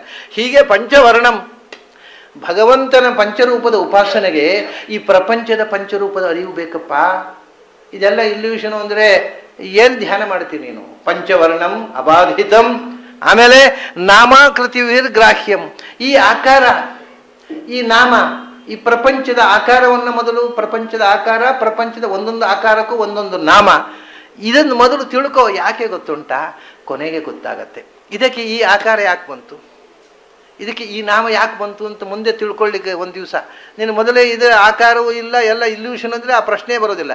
ಇದಕ್ಕೆ ಈ ಆಕಾರ ಯಾಕೆ ಬಂತು? ವೇದ್ಯಂ ವಾಸ್ತವಮತ್ರ ವಸ್ತು ಶಿವದಂ ತಾಪತ್ರಯೋನ್ಮೂಲನಂ. ಅದರೊಳಗೆ ನೆಲೆಸಿ, ಆ ಆಕಾರದಲ್ಲಿ ನೆಲೆಸಿ ಅದಕ್ಕೆ ಆ ರೂಪ ಕೊಟ್ಟ. ನನ್ನೊಳಗೆ ನನ್ನ ಆಕಾರದಲ್ಲಿ ಕೂತ, ನಿಮ್ಮೊಳಗೆ ನಿಮ್ಮ ಆಕಾರದಲ್ಲಿ ಕೂತ, ಪ್ರತಿಯೊಬ್ಬರ ಒಳಗೂ ಅವರವರಿಗೆ ಆಯಾ ಆಕಾರದಲ್ಲಿ ಒಳಗೆ ಸನ್ನಿಹಿತರಾಗಿ ಅವರಿಗೆ ಆಕಾರ ಕೊಟ್ಟ ಶಿಲ್ಪಿ ಅವನು. ಶಿಲ್ಪಿ ಹೊರಗಿಂದ ಕೂತು ಆಕಾರ ಕೊಡ್ತಾನೆ, ಇವನು ಒಳಗೆ ಆ ಆಕಾರದಲ್ಲಿ ಕೂತು ಆಕಾರ ಕೊಟ್ಟ ಇವನು.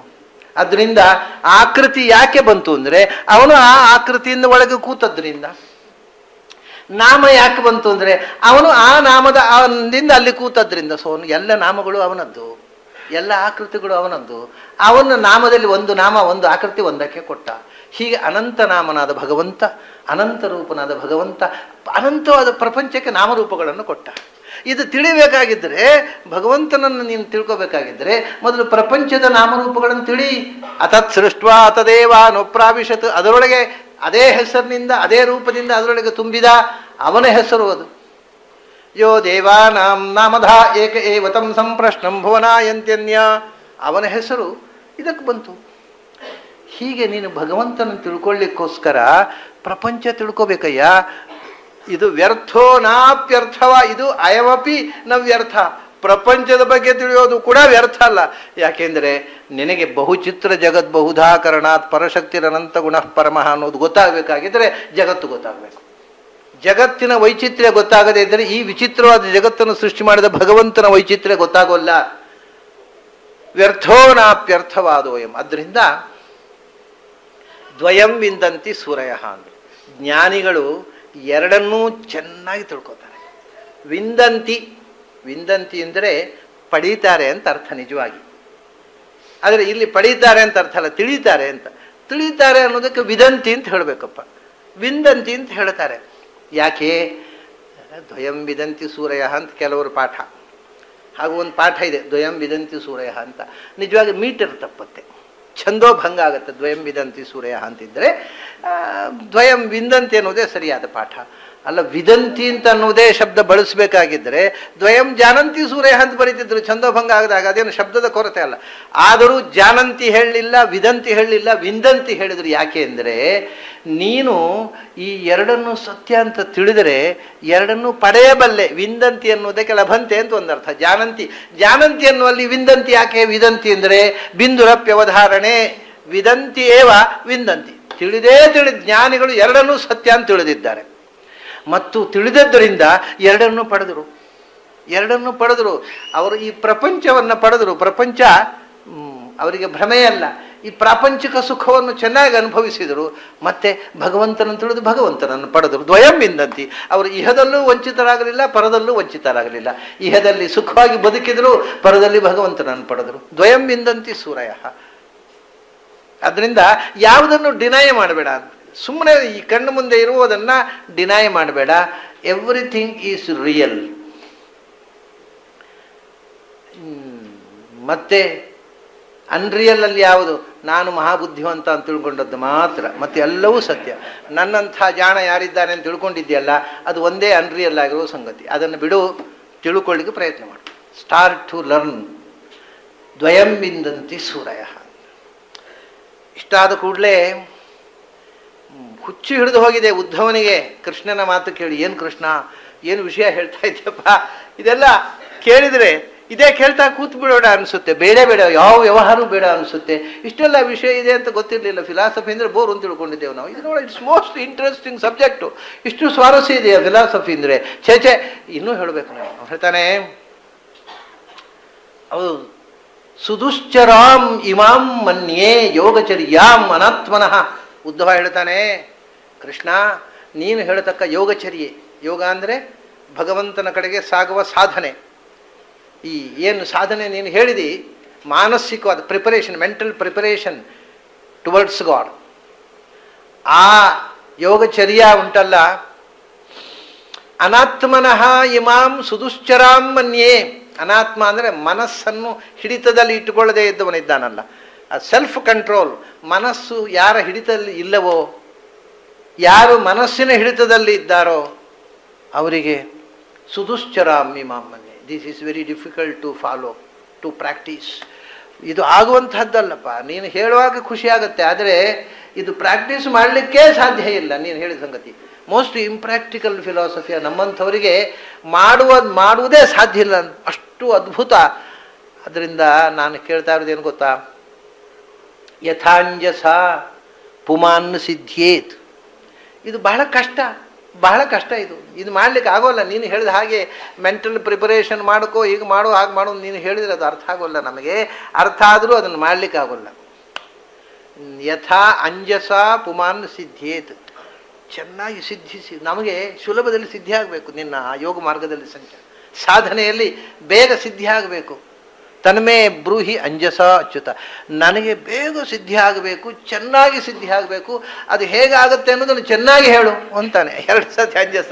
ನೀನು ಚೆನ್ನಾಗಿ ಹೇಳಬೇಕು, ಯಾಕೆಂದರೆ ನನಗೆ ಇದೆಲ್ಲ ನೀನು ಬಹಳ ಕಷ್ಟದ ದಾರಿ ಹೇಳಿದ್ರೆ ನಮ್ಮಿಂದ ಆಗೋಲ್ಲ. ಸುಲಭದ ದಾರಿ ಏನಾದರೂ ಇದ್ದರೆ ಹೇಳ್ರಿ. ನಾವು ಬೆಂಗಳೂರಿನ ಹಾಗೆ ನಾ ಹೇಳ್ತಾನಲ್ಲ, ಒಂದು ಮುಖ್ಯ ರಸ್ತೆ ಇದ್ದರೆ 1ನೇ ಅಡ್ಡ ರಸ್ತೆ, 2ನೇ ಅಡ್ಡ ರಸ್ತೆ, ಎಷ್ಟು ಅಡ್ಡ ರಸ್ತೆಗಳು, ಅದು ಯಾವ ಅಡ್ಡ ರಸ್ತೆಯಲ್ಲಿ ಹೋಗಬೇಕು ನಾವು ಅಂತ ಹೇಳು. ಕೃಷ್ಣ ಹೇಳ್ತಾನೆ, ಅಡ್ಡ ರಸ್ತೆಯಲ್ಲಿ ಹೋದರೆ it will lead you nowhere. ಅಡ್ಡ ರಸ್ತೆಯಲ್ಲಿ ಹೋಗಬಾರ್ದು. ಇಲ್ಲಿ ಇರೋದೇ ಅಡ್ಡ ರಸ್ತೆ. 1ನೇ ಅಡ್ಡ ರಸ್ತೆ ಮುಂದೆ ಹೋದರೆ ಮತ್ತೆ 2ನೇ ಅಡ್ಡ ರಸ್ತೆ. ಬರೀ ಅಡ್ಡ ರಸ್ತೆಗಳೇ ಇದ್ದಾವೆ ಬೆಂಗಳೂರಲ್ಲಿ. ನಾವು ನೇರ ರಸ್ತೆಯಲ್ಲಿ ಹೋಗುದು ಹೆಂಗೆ? ಕೃಷ್ಣ ಹೇಳಿದ, ಅಡ್ಡ ರಸ್ತೆಯಲ್ಲಿ ಹೋಗೋ ಅಭ್ಯಾಸ ಆಯಿತು, ಮತ್ತೆ ನನ್ನ ಹತ್ರ ಬರಬೇಡ. ಬೆಂಗಳೂರಿನಲ್ಲೇ ಇದ್ಬಿಡು, ನನ್ನ ಹತ್ರ ಬರಬೇಡ. ನಾನು ಫಿಲಾಸಫಿಗೆ ಬರಬೇಡ. ನೀನು ಫಿಲಾಸಫಿ ಬೇಕು ಅಂದರೆ ಇಟ್ ಈಸ್ ಸ್ಟ್ರೈಟ್ ಲೈನ್, ಅಡ್ಡದಾರಿ ಇಲ್ಲ. ಆದರೆ ಆದಷ್ಟು ನಮ್ಮಂಥವರು ಸಾಧನೆ ಮಾಡಬಹುದಾದಂಥ ಒಂದು ಸುಲಭದ ದಾರಿ ಹೇಳು ಕೃಷ್ಣ. ಅದು ನಾವು ಅದನ್ನು ಚಂದ ಮಾಡಿ ಸಾಧನೆ ಮಾಡಿ ಅದನ್ನು ಸಿದ್ಧಿ ಪಡಿಬೇಕು. ನನ್ನಂಥವರು ತ್ರಾಣ ಇಲ್ಲದೆ ಇದ್ದವರು ಕೂಡ ಸಾಧನೆ ಮಾಡಲಿಕ್ಕೆ ಆಗುವಂಥ ದಾರಿ ನೀನು ಹೇಳಬೇಕು ಅಂತ ಇದು ಕೊನೆಯ ಪ್ರಾರ್ಥನೆ ಉದ್ಧವನದು. ಅದಕ್ಕೆ ಉತ್ತರ ಕೊಟ್ಬಿಟ್ರೆ ಉದ್ಯೋಗಿತೆ ಮುಗಿದು ಹೋಗುತ್ತೆ.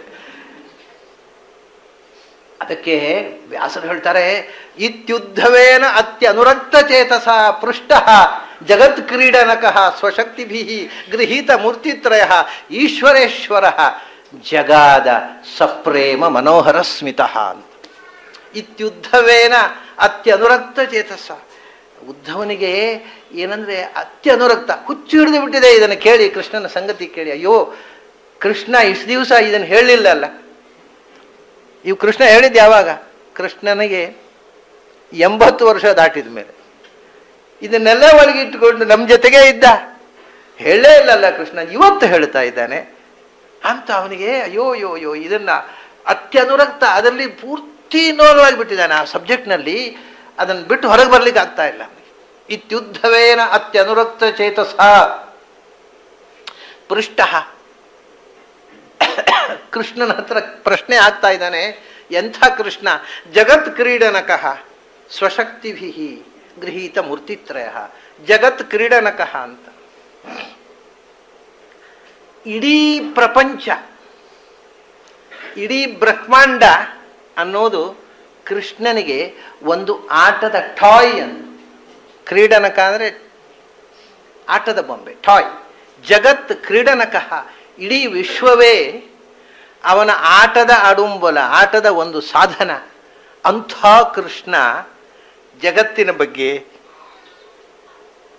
ಜಗತ್ತನ್ನು ಸೃಷ್ಟಿ ಮಾಡಿದಂಥ ಶಕ್ತಿ ತನ್ನ ಬಗ್ಗೆ ಹೇಳ್ತಾ ಇದ್ದಾನೆ ಅಂದರೆ ಯಾರು ಮೈ ಮರೆಯಲಿಕ್ಕಿಲ್ಲ.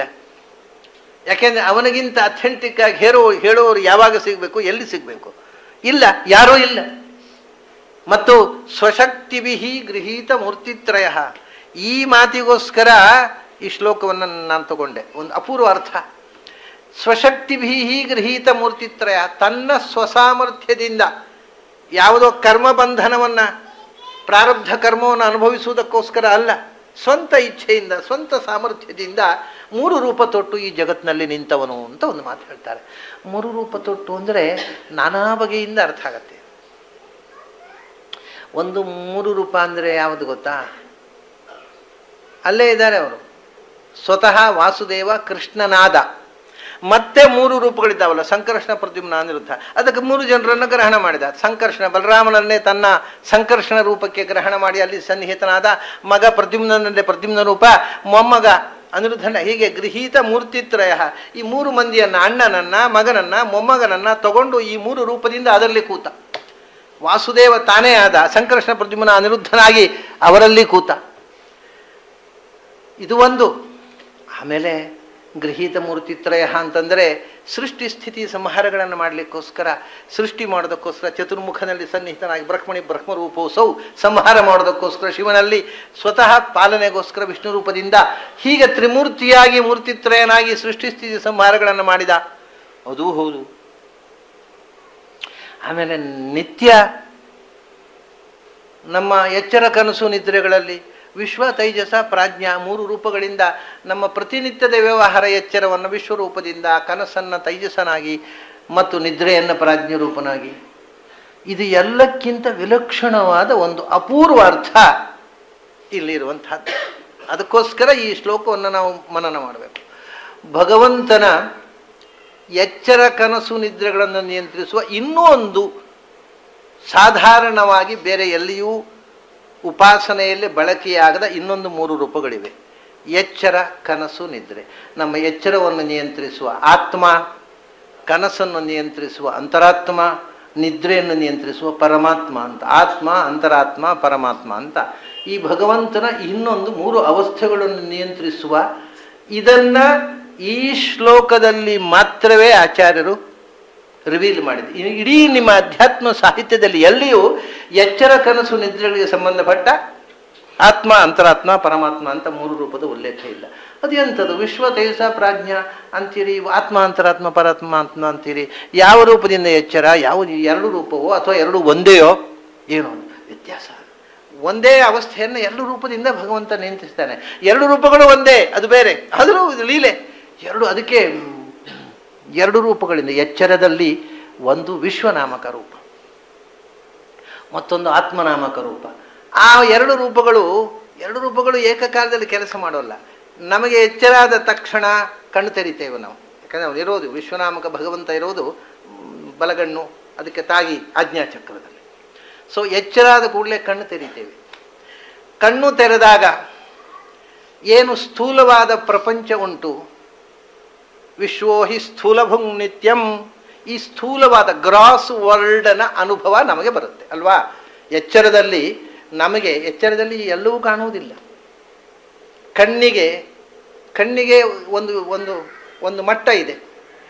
ಅದಕ್ಕಿಂತ ಹೆಚ್ಚು ಫ್ರೀಕ್ವೆನ್ಸಿ ಅಥವಾ ಅದಕ್ಕಿಂತ ಕಮ್ಮಿ ಫ್ರೀಕ್ವೆನ್ಸಿ ಇದ್ದರೆ, ಕಿವಿಗೆ ಒಂದು ನಾದದ ಗ್ರಹಣದ ಒಂದು ಶಕ್ತಿಯ ಅದಕ್ಕಿಂತ ಹೆಚ್ಚು ಅಥವಾ ಅದಕ್ಕಿಂತ ಕಮ್ಮಿ ನಾದದ ತರಂಗಗಳನ್ನು ಅದು ಗ್ರಹಿಸುವುದಿಲ್ಲ. ಹಾಗೆಯೇ ಎಚ್ಚರದಲ್ಲಿ ಒಂದು ಪ್ರಮಾಣ, ಅದರ ಆಚೆಗೂ ಕಾಣಿಸೋದಿಲ್ಲ, ಅದರ ಈಚೆಗೂ ಕಾಣಿಸೋದಿಲ್ಲ. ಅದಕ್ಕಿಂತಲೂ ಸೂಕ್ಷ್ಮವಾದ್ದನ್ನು ನೋಡುವ ಶಕ್ತಿ ಎಚ್ಚರದಲ್ಲಿ ಇದೆ. ಅದು ಯಾವಾಗ ಅಂದರೆ ಅಡ್ವಾನ್ಸ್ಡ್ ಸೋಲ್ಸಿಗೆ ಎಚ್ಚರದಲ್ಲಿ ನಮಗೆ ಕಾಣದ ಸಂಗತಿಗಳು ಕಾಣ್ತವೆ, ನಮಗೆ ಕಾಣದ ಸೂಕ್ಷ್ಮಾತಿ ಸೂಕ್ಷ್ಮ ವಸ್ತುಗಳು ಕಾಣ್ತವೆ, ಅಥವಾ ದೊಡ್ಡದು ನಮಗೆ ಕಾಣೋಲ್ಲ. ಇವಾಗ ಆನೇಕಲ್ ಸುಬ್ರಾಯ ಶಾಸ್ತ್ರಿಗಳು ಅಂತ ಒಬ್ಬರಿದ್ದರು, ನಾನು ಅವರ ಕಥೆ ಯಾವಾಗಲೂ ಹೇಳ್ತೇನೆ. ಆ ಮನುಷ್ಯ ಒಂದು ಸರ್ತಿ ಅವರು ಕಾಡಿನಲ್ಲಿ ಒಬ್ಬ ಋಷಿ, ಒಬ್ಬ ಬೈರಾಗಿ ಕಾಣಿಸಿಕೊಂಡು, ಇದು ಏನು ಕಾಡಿನಲ್ಲಿದ್ದಾರೆ ಅವರು, ಎಷ್ಟೋ ವರ್ಷದಿಂದ ಕಾಡಿನಲ್ಲಿದ್ದಾರೆ. ಎಷ್ಟು ವರ್ಷ ಆಯಿತು ಏನು ಒಂದು ಗೊತ್ತಿಲ್ಲ ಅವರಿಗೆ. ಕಾಡಿನಲ್ಲೇ ವರ್ಷಗಟ್ಟಲೆ ಕಾಲ ಮನುಷ್ಯ ಸಂಪರ್ಕ ಇಲ್ಲದೆ ಕಾಡು ಪ್ರಾಣಿ ಅಂತ ಇದ್ದಾರೆ, ಮೈಯಲ್ಲಿ ಬಟ್ಟೆ ಇಲ್ಲ. ಎದುರಿನಲ್ಲಿ ಕಾಡಿನಲ್ಲಿ ಬುಷಸ್ಸು ತುಂಬ ಇದೆ. ಇದು ಏನು? ಅವು ಪೊದರುಗಳು, ಗಿಡಗಳು, ಪೊದರುಗಳು, ಮುಳ್ಳಿನ ಗಿಡಗಳು ಅಂತಾರೆ ಇವರು ಅನೇಕರು, ಸುಬ್ರಾಯ ಶಾಸ್ತ್ರಿಗಳು. ಅದಕ್ಕೆ ಆ ಬೈರಾಗ ಹೇಳ್ತಾನೆ, ಅಲ್ಲಪ್ಪ ನಿಮಗೆ ಹಾಗೆ ಕಾಣ್ತಾವೆ, ಅವು ಬುಷಸ್ ಥರ ಕಾಣ್ತಾವೆ, ಅವು ಬುಷಸ್ ಅಲ್ಲ, ಅವರೆಲ್ಲ ಋಷಿಗಳು ತಪಸ್ಸು ಮಾಡ್ತಾ ಇದ್ದಾರೆ. ನಿನಗೆ ಋಷಿಗಳು ಕಾಣೋಲ್ಲ, ಗಿಡದ ಹಾಗೆ ಕಾಣುತ್ತೆ. ಸೊ ಅವ್ರು ಋಷಿಗಳಾಗೆ ಕಾಣಬೇಕಾದ್ರೆ ನೀನು ಸ್ವಲ್ಪ ಬೆಳಿಬೇಕು, ಸ್ವಲ್ಪ ಕಣ್ಣು ಒಂಚೂರು ರಿಪೇರಿ ಆಗಬೇಕು, ಇದೇ ಕಣ್ಣಿಗೆ ಕಾಣೋಣ. ಎಚ್ಚರದಲ್ಲಿಯೂ ನಾವು ಕಾಣದಂಥ ವಿಸ್ಮಯಗಳು ಈ ಪ್ರಪಂಚದಲ್ಲಿವೆ. ಅದು ನಮಗೆ ಕಾಣದ ಅದೃಶ್ಯ ಭೂಮಿ ಅಂತ ಹೇಳ್ತಾರೆ ಪುರಾಣ, ಅದೃಶ್ಯ ಭೂಭಾಗ ಅಂತ. ಭೂಮಿಯಲ್ಲೇ ಎಷ್ಟೋ ಭಾಗಗಳು ನಿನ್ನ ಕಣ್ಣಿಗೆ ಕಾಣೋಲ್ಲ ಅಂತಾರೆ. ಅದನ್ನು ನಿನ್ನ ಕಂಡದ್ದಷ್ಟೇ ಎಚ್ಚರದಲ್ಲಿ. ಕಂಡದ್ದು ಸತ್ಯ ಹೌದು, ಕಂಡದ್ದಷ್ಟೇ ಸತ್ಯ ಅಲ್ಲ ಅಂತ ಮತ್ತೊಂದು ಫ್ಯಾಕ್ಟ್ ಕೊಟ್ಟರು. ಆಮೇಲೆ ನಿನಗೆ ಎಚ್ಚರದಲ್ಲಿ ಸಾಮಾನ್ಯ ಕಣ್ಣಿಗೆ ಕಾಣದ್ದು ಕಾಣುವ ಶಕ್ತಿ ಬರ್ತದಲ್ಲ, ಆ ಎಚ್ಚರದ ಕೆಲಸವನ್ನು ಆತ್ಮನಾಮಕ ಭಗವಂತ ಮಾಡ್ತಾನೆ. ಅವನು ನಿನಗೆ ಆರ್ಡರಿ ಮನುಷ್ಯರಲ್ಲಿ ವಿಶ್ವ ಕೆಲಸ ಮಾಡಿ ಆತ್ಮ ಕೆಲಸವೇ ಮಾಡೋಲ್ಲ. ಯಾಕಂದರೆ ಬಹಳ ಜನರಿಗೆ ಆತ್ಮ ಅಂತರಾತ್ಮ ಇರೋದೇ ಇಲ್ಲ, ಅವರಿಗೆ ಇರೋದೇ ಇಲ್ಲ, ಅದು ಕೆಲಸ ಮಾಡೋದು ಹಾಗೆ. ಆಮೇಲೆ ಕನಸಿನಲ್ಲಿ ತೈಜಸ ನಾಮಕ ಭಗವಂತ ಏನು ಮಾಡ್ತಾನೆ ಅಂದರೆ, ಅವನು ಹಿಂದೆ ಆಲ್ರೆಡಿ ಪ್ರಿಂಟ್ ಆಗಿರತಕ್ಕಂಥ ಫಿಲ್ಮುಗಳುಂಟಲ್ಲ, ಅದಕ್ಕೆ ಲೈಟ್ ಹಾಯಿಸ್ತಾನೆ. ಅಂದರೆ ಯಾವುದು ಹಿಂದೆ ಅನುಭೂತವೋ ಆ ಅನುಭೂತವಾಗಿರತಕ್ಕಂಥ ಸಂಗತಿಯ ಕನಸಿನಲ್ಲಿ ಕಾಣಿಸ್ತಾನೆ. ಹಿಂದೆ ಕಾಣದೇ ಇದ್ದದ್ದು ಯಾವುದೂ ಕನಸಿನಲ್ಲಿ ಕಾಣುವುದಿಲ್ಲ, ಯಾವುದು ಹಿಂದೆ ಕಂಡಿದ್ದೇವೋ ಅದೇ ಕನಸಿನಲ್ಲಿ ಕಾಣುತ್ತೆ, ಯಾವುದೋ ಒಂದು ರೂಪದಿಂದ. ಹಿಂದೆ ಕಂಡದ್ದು ಹಾಗೆ ತದ್ವತ್ತ ಕಾಣುವುದಿಲ್ಲ, ಅದು ಒಂದಕ್ಕೊಂದು ಮಿಕ್ಸ್ ಆಗ್ಬೋದು. ಒಬ್ಬ ಮನುಷ್ಯನನ್ನು ಕಂಡಿರ್ತಾನೆ, ಆಮೇಲೆ ಒಂದು ಪ್ರಾಣಿಯನ್ನು ಎಚ್ಚರದಲ್ಲಿ ಕಂಡಿರ್ತಾನೆ. ಅದು ಕನಸಿನಲ್ಲಿ ಆ ಮನುಷ್ಯನ ಬಾಡಿ, ಆ ಪ್ರಾಣಿಯ ಮುಖ ಒಟ್ಟಿಗೆ ಸೇರಿ ಕಾಣ್ಬೋದು. ಎರಡೂ ಕಂಡದ್ದೇ, ಕಾಣದ್ದಲ್ಲ, ಅದನ್ನು ಎರಡನ್ನು ಕ್ಲಬ್ಬು ಮಾಡಿದ್ದು ಕನಸು ಅಷ್ಟೆ. ಹೀಗೆ ಹಿಂದೆ ಅನುಭವಿಸಿದ್ದನ್ನು ನಾನಾ ಬಗೆಯಿಂದ ತೋರಿಸ್ತಾನೆ ಅವನು. ಅಂದರೆ ಅದು ಫಿಲ್ಮು ಏನು ರೆಡಿ ಇದೆ, ಅದಕ್ಕೆ ಆ ಫಿಲ್ಮಿನ ಮೇಲೆ ನೀವು ಕಾನ್ಸಂಟ್ರೇಟೆಡ್ ಆಗಿ ಲೈಟ್ ಹಾಕಿಸಿದರೆ ಅದು ರೀಲು ನಿಮಗೆ ಸಿನಿಮಾ ಕಾಣುತ್ತೆ. ಹಾಗೆ ಯಾವುದು ಫಿಲ್ಮು ಆಲ್ರೆಡಿ ಶೂಟಿಂಗ್ ಮಾಡಿದ್ದಿದೆ ಒಳಗೆ, ಅದರ ಮೇಲೆ ತೇಜಸ್ಸನ್ನು ಹಾಯಿಸುವ, ಸಿನಿಮಾ ತೋರಿಸುವಂಥ ಭಗವಂತ ತೈಜಸ. ಆದರೆ ಇನ್ನೊಂದು ಅದ್ಭುತ ಇದೆ, ಶೂಟಿಂಗ್ ಮಾಡದೇ ಇದ್ದಂಥ ಸಿನಿಮಾ ತೋರಿಸ್ತಾನೆ. ಯಾವುದು ನಾಳೆ ಏನು ನಡೆಯುತ್ತೆ ಅದು ಇವತ್ತು ಕನಸು ಬೀಳುತ್ತೆ. ಅದು ಯಾವತ್ತೂ ಎಂದೂ ಘಟಿಸಿದ್ದಲ್ಲ. ಇದು ನಮ್ಮ ಮೈಂಡು ಕೂಡ ಇದೆಲ್ಲ ನಮ್ಮ ಮೈಂಡಿನ ಕಲ್ಪನೆ ಸೇರಿ ಸಂಸ್ಕಾರದಿಂದ ಬರುವಂಥದ್ದು. ಇದೆಲ್ಲ ನಮ್ಮ ಮೆಂಟಲ್ ಸಂಸ್ಕಾರವೇ ಇಲ್ಲ, ಇದೊಂದು ವಿಸ್ಮಯ. ನಾಳೆ ಏನು ನಡೆಯುತ್ತೆ ಅದನ್ನು ಇವತ್ತು ಕನಸು ಬೀಳುತ್ತೆ. ಅದು ನಿಮಗೆ ಪ್ರಾಯ ಕೆಲವರಿಗೆ ಗೊತ್ತಿರಬಹುದು. ಬಹಳ ಹಿಂದೆ ಒಂದು ಇನ್ಸಿಡೆಂಟ್ ನಡೆಯಿತು, ಅದು ಪೇಪರ್ನಲ್ಲಿ ಬಂದಿತ್ತು. ಒಬ್ಬರು ವಿದೇಶದಿಂದ ಬರುವವರಿದ್ದರು. ಕಲ್ಕತ್ತಾ ಡಮ್ ನಿಲ್ದಾಣದಲ್ಲಿ ಅವರು ವಿಮಾನ ಲ್ಯಾಂಡ್ ಆಗಬೇಕು. ಈ ಕಲ್ಕತ್ತಾದಲ್ಲಿ ಅವ್ರ ರಿಲೇಟಿವ್ಸ್ ಮನೆಗೆ ಬರುವವರು.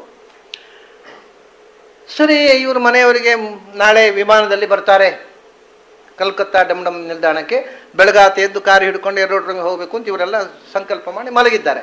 ರಾತ್ರಿ ಕನಸು ಬಿತ್ತು ಆ ಮನೆ ಯಜಮಾನನಿಗೆ. ಏನು ಅಂದರೆ, ಆ ವಿಮಾನ ಬಂತು, ಇವರು ಕಾರು ಹಿಡ್ಕೊಂಡು ಹೋಗಿದ್ದಾರೆ ರಿಸೀವ್ ಮಾಡಲಿಕ್ಕೆ. ಮರುದಿವಸ ಏನಾಗಬೇಕು ಅದು ಸೇಮ್ ಆ ವಿಮಾನದಲ್ಲಿ ಬಂದಂಥ ವ್ಯಕ್ತಿಯನ್ನು ರಿಸೀವ್ ಮಾಡಲಿಕ್ಕೋಸ್ಕರ ಇವರು ಹೋಗಿದ್ದಾರೆ.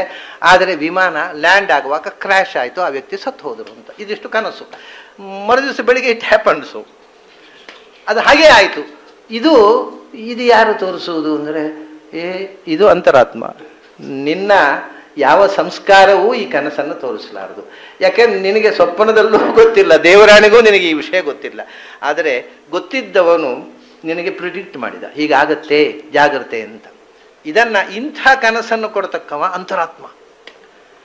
ನೋಡಿ, ಈ ಒಂದು ಹೊಸ ಪ್ರಪಂಚಕ್ಕೆ, ಈ ಒಂದು ಶ್ಲೋಕದಿಂದ ಆಚಾರ್ಯ ಒಂದು ಹೊಸ ಪ್ರಪಂಚಕ್ಕೆ ನಮ್ಮನ್ನು ಕರ್ಕೊಂಡು ಹೋದರು. ಇದೆಲ್ಲ ಆಚಾರ್ಯರು ಇಂಡಿಯನ್ ಫಿಲಾಸಫಿ ಕೊಟ್ಟಂಥ ಸೈಕಾಲಜಿ, ಮನಃಶಾಸ್ತ್ರದ ಒಳ ಪದರುಗಳನ್ನು ಆಚಾರ್ಯರಷ್ಟು. ಇದು ಕನಸಿನ ಇನ್ನೊಂದು ಪದರು, ಅದು ಅಂತರಾತ್ಮ ತೋರಿಸ್ತಾನೆ ಅಂಥ ಕನಸನ್ನು. ಆಮೇಲೆ ನಿದ್ರೆ, ಪ್ರಾಜ್ಞ. ಈ ನಿದ್ರೆಯನ್ನು ಪ್ರಾಜ್ಞ ತೋರಿಸ್ತಾನೆ, ದಿನನಿತ್ಯದ ನಿದ್ರೆಯನ್ನು. ಆಮೇಲೆ ನಮಗೊಂದು ಭಾರಿ ದೊಡ್ಡ ನಿದ್ರೆ ಬರಲಿಕ್ಕುಂಟು, ಆನಂದಮಯವಾದ ನಿದ್ರೆ, ಪ್ರಳಯ ಕಾಲದ ನಿದ್ರೆ, ಅದನ್ನು ಪರಮಾತ್ಮ ತೋರಿಸೋದು. ದಿನನಿತ್ಯದ ನಿದ್ರೆಗೆ ಪ್ರಾಜ್ಞ, ಪ್ರಳಯ ಕಾಲದ ದೀರ್ಘ ನಿದ್ರೆಗೆ ಭಗವಂತ. ಅದು ಪರಮಾತ್ಮ. ಹೀಗೆ ನಮ್ಮ ಎಚ್ಚರ ಕನಸು ನಿದ್ರೆಗಳನ್ನು ನಿಯಂತ್ರಿಸುವ ಆತ್ಮ, ಅಂತರಾತ್ಮ, ಪರಮಾತ್ಮ ಅಂತ ಯಾರೋ ಅವನೇ ಈ ಕೃಷ್ಣ ಅಂತಂದ್ಬಿಟ್ರು. ಗೃಹೀತ ಮೂರ್ತಿತ್ರಯ, ಅದನ್ನೇ ಈಶ್ವರೇಶ್ವರ. ಅವನು ಯಾರು? ಅವನು ಈಶ್ವರಗಳಿಗೆಲ್ಲ ಈಶ್ವರ, ಈಶ್ವರರಿಗೂ ಈಶ್ವರ, ಈಶ್ವರೇಶ್ವರ. ಈಶಾ ಅಂದರೆ ಸಮರ್ಥ. ಯಾರು? ನಾವೆಲ್ಲರೂ ಈಶರೇ. ಜಡಕ್ಕೆ, ಜಡದ ಮುಂದೆ ನಾವೆಲ್ಲ ಈಶರೇ. ಜಡಕ್ಕೆ ನಾವು ಈಶರು, ನಮಗೆ ಈಶವರರು ದೇವತೆಗಳು. ಈಶವರರಿಗೂ ಈಶಳು ಲಕ್ಷ್ಮಿ, ಅವಳಿಗೂ ವರ ಈಶ್ವರ. ಈಶ್ವರ ಹಾಗಾಗಿ ಅದು ಸರ್ವಸಮರ್ಥವಾಗಿರತಕ್ಕಂಥ ವಸ್ತು.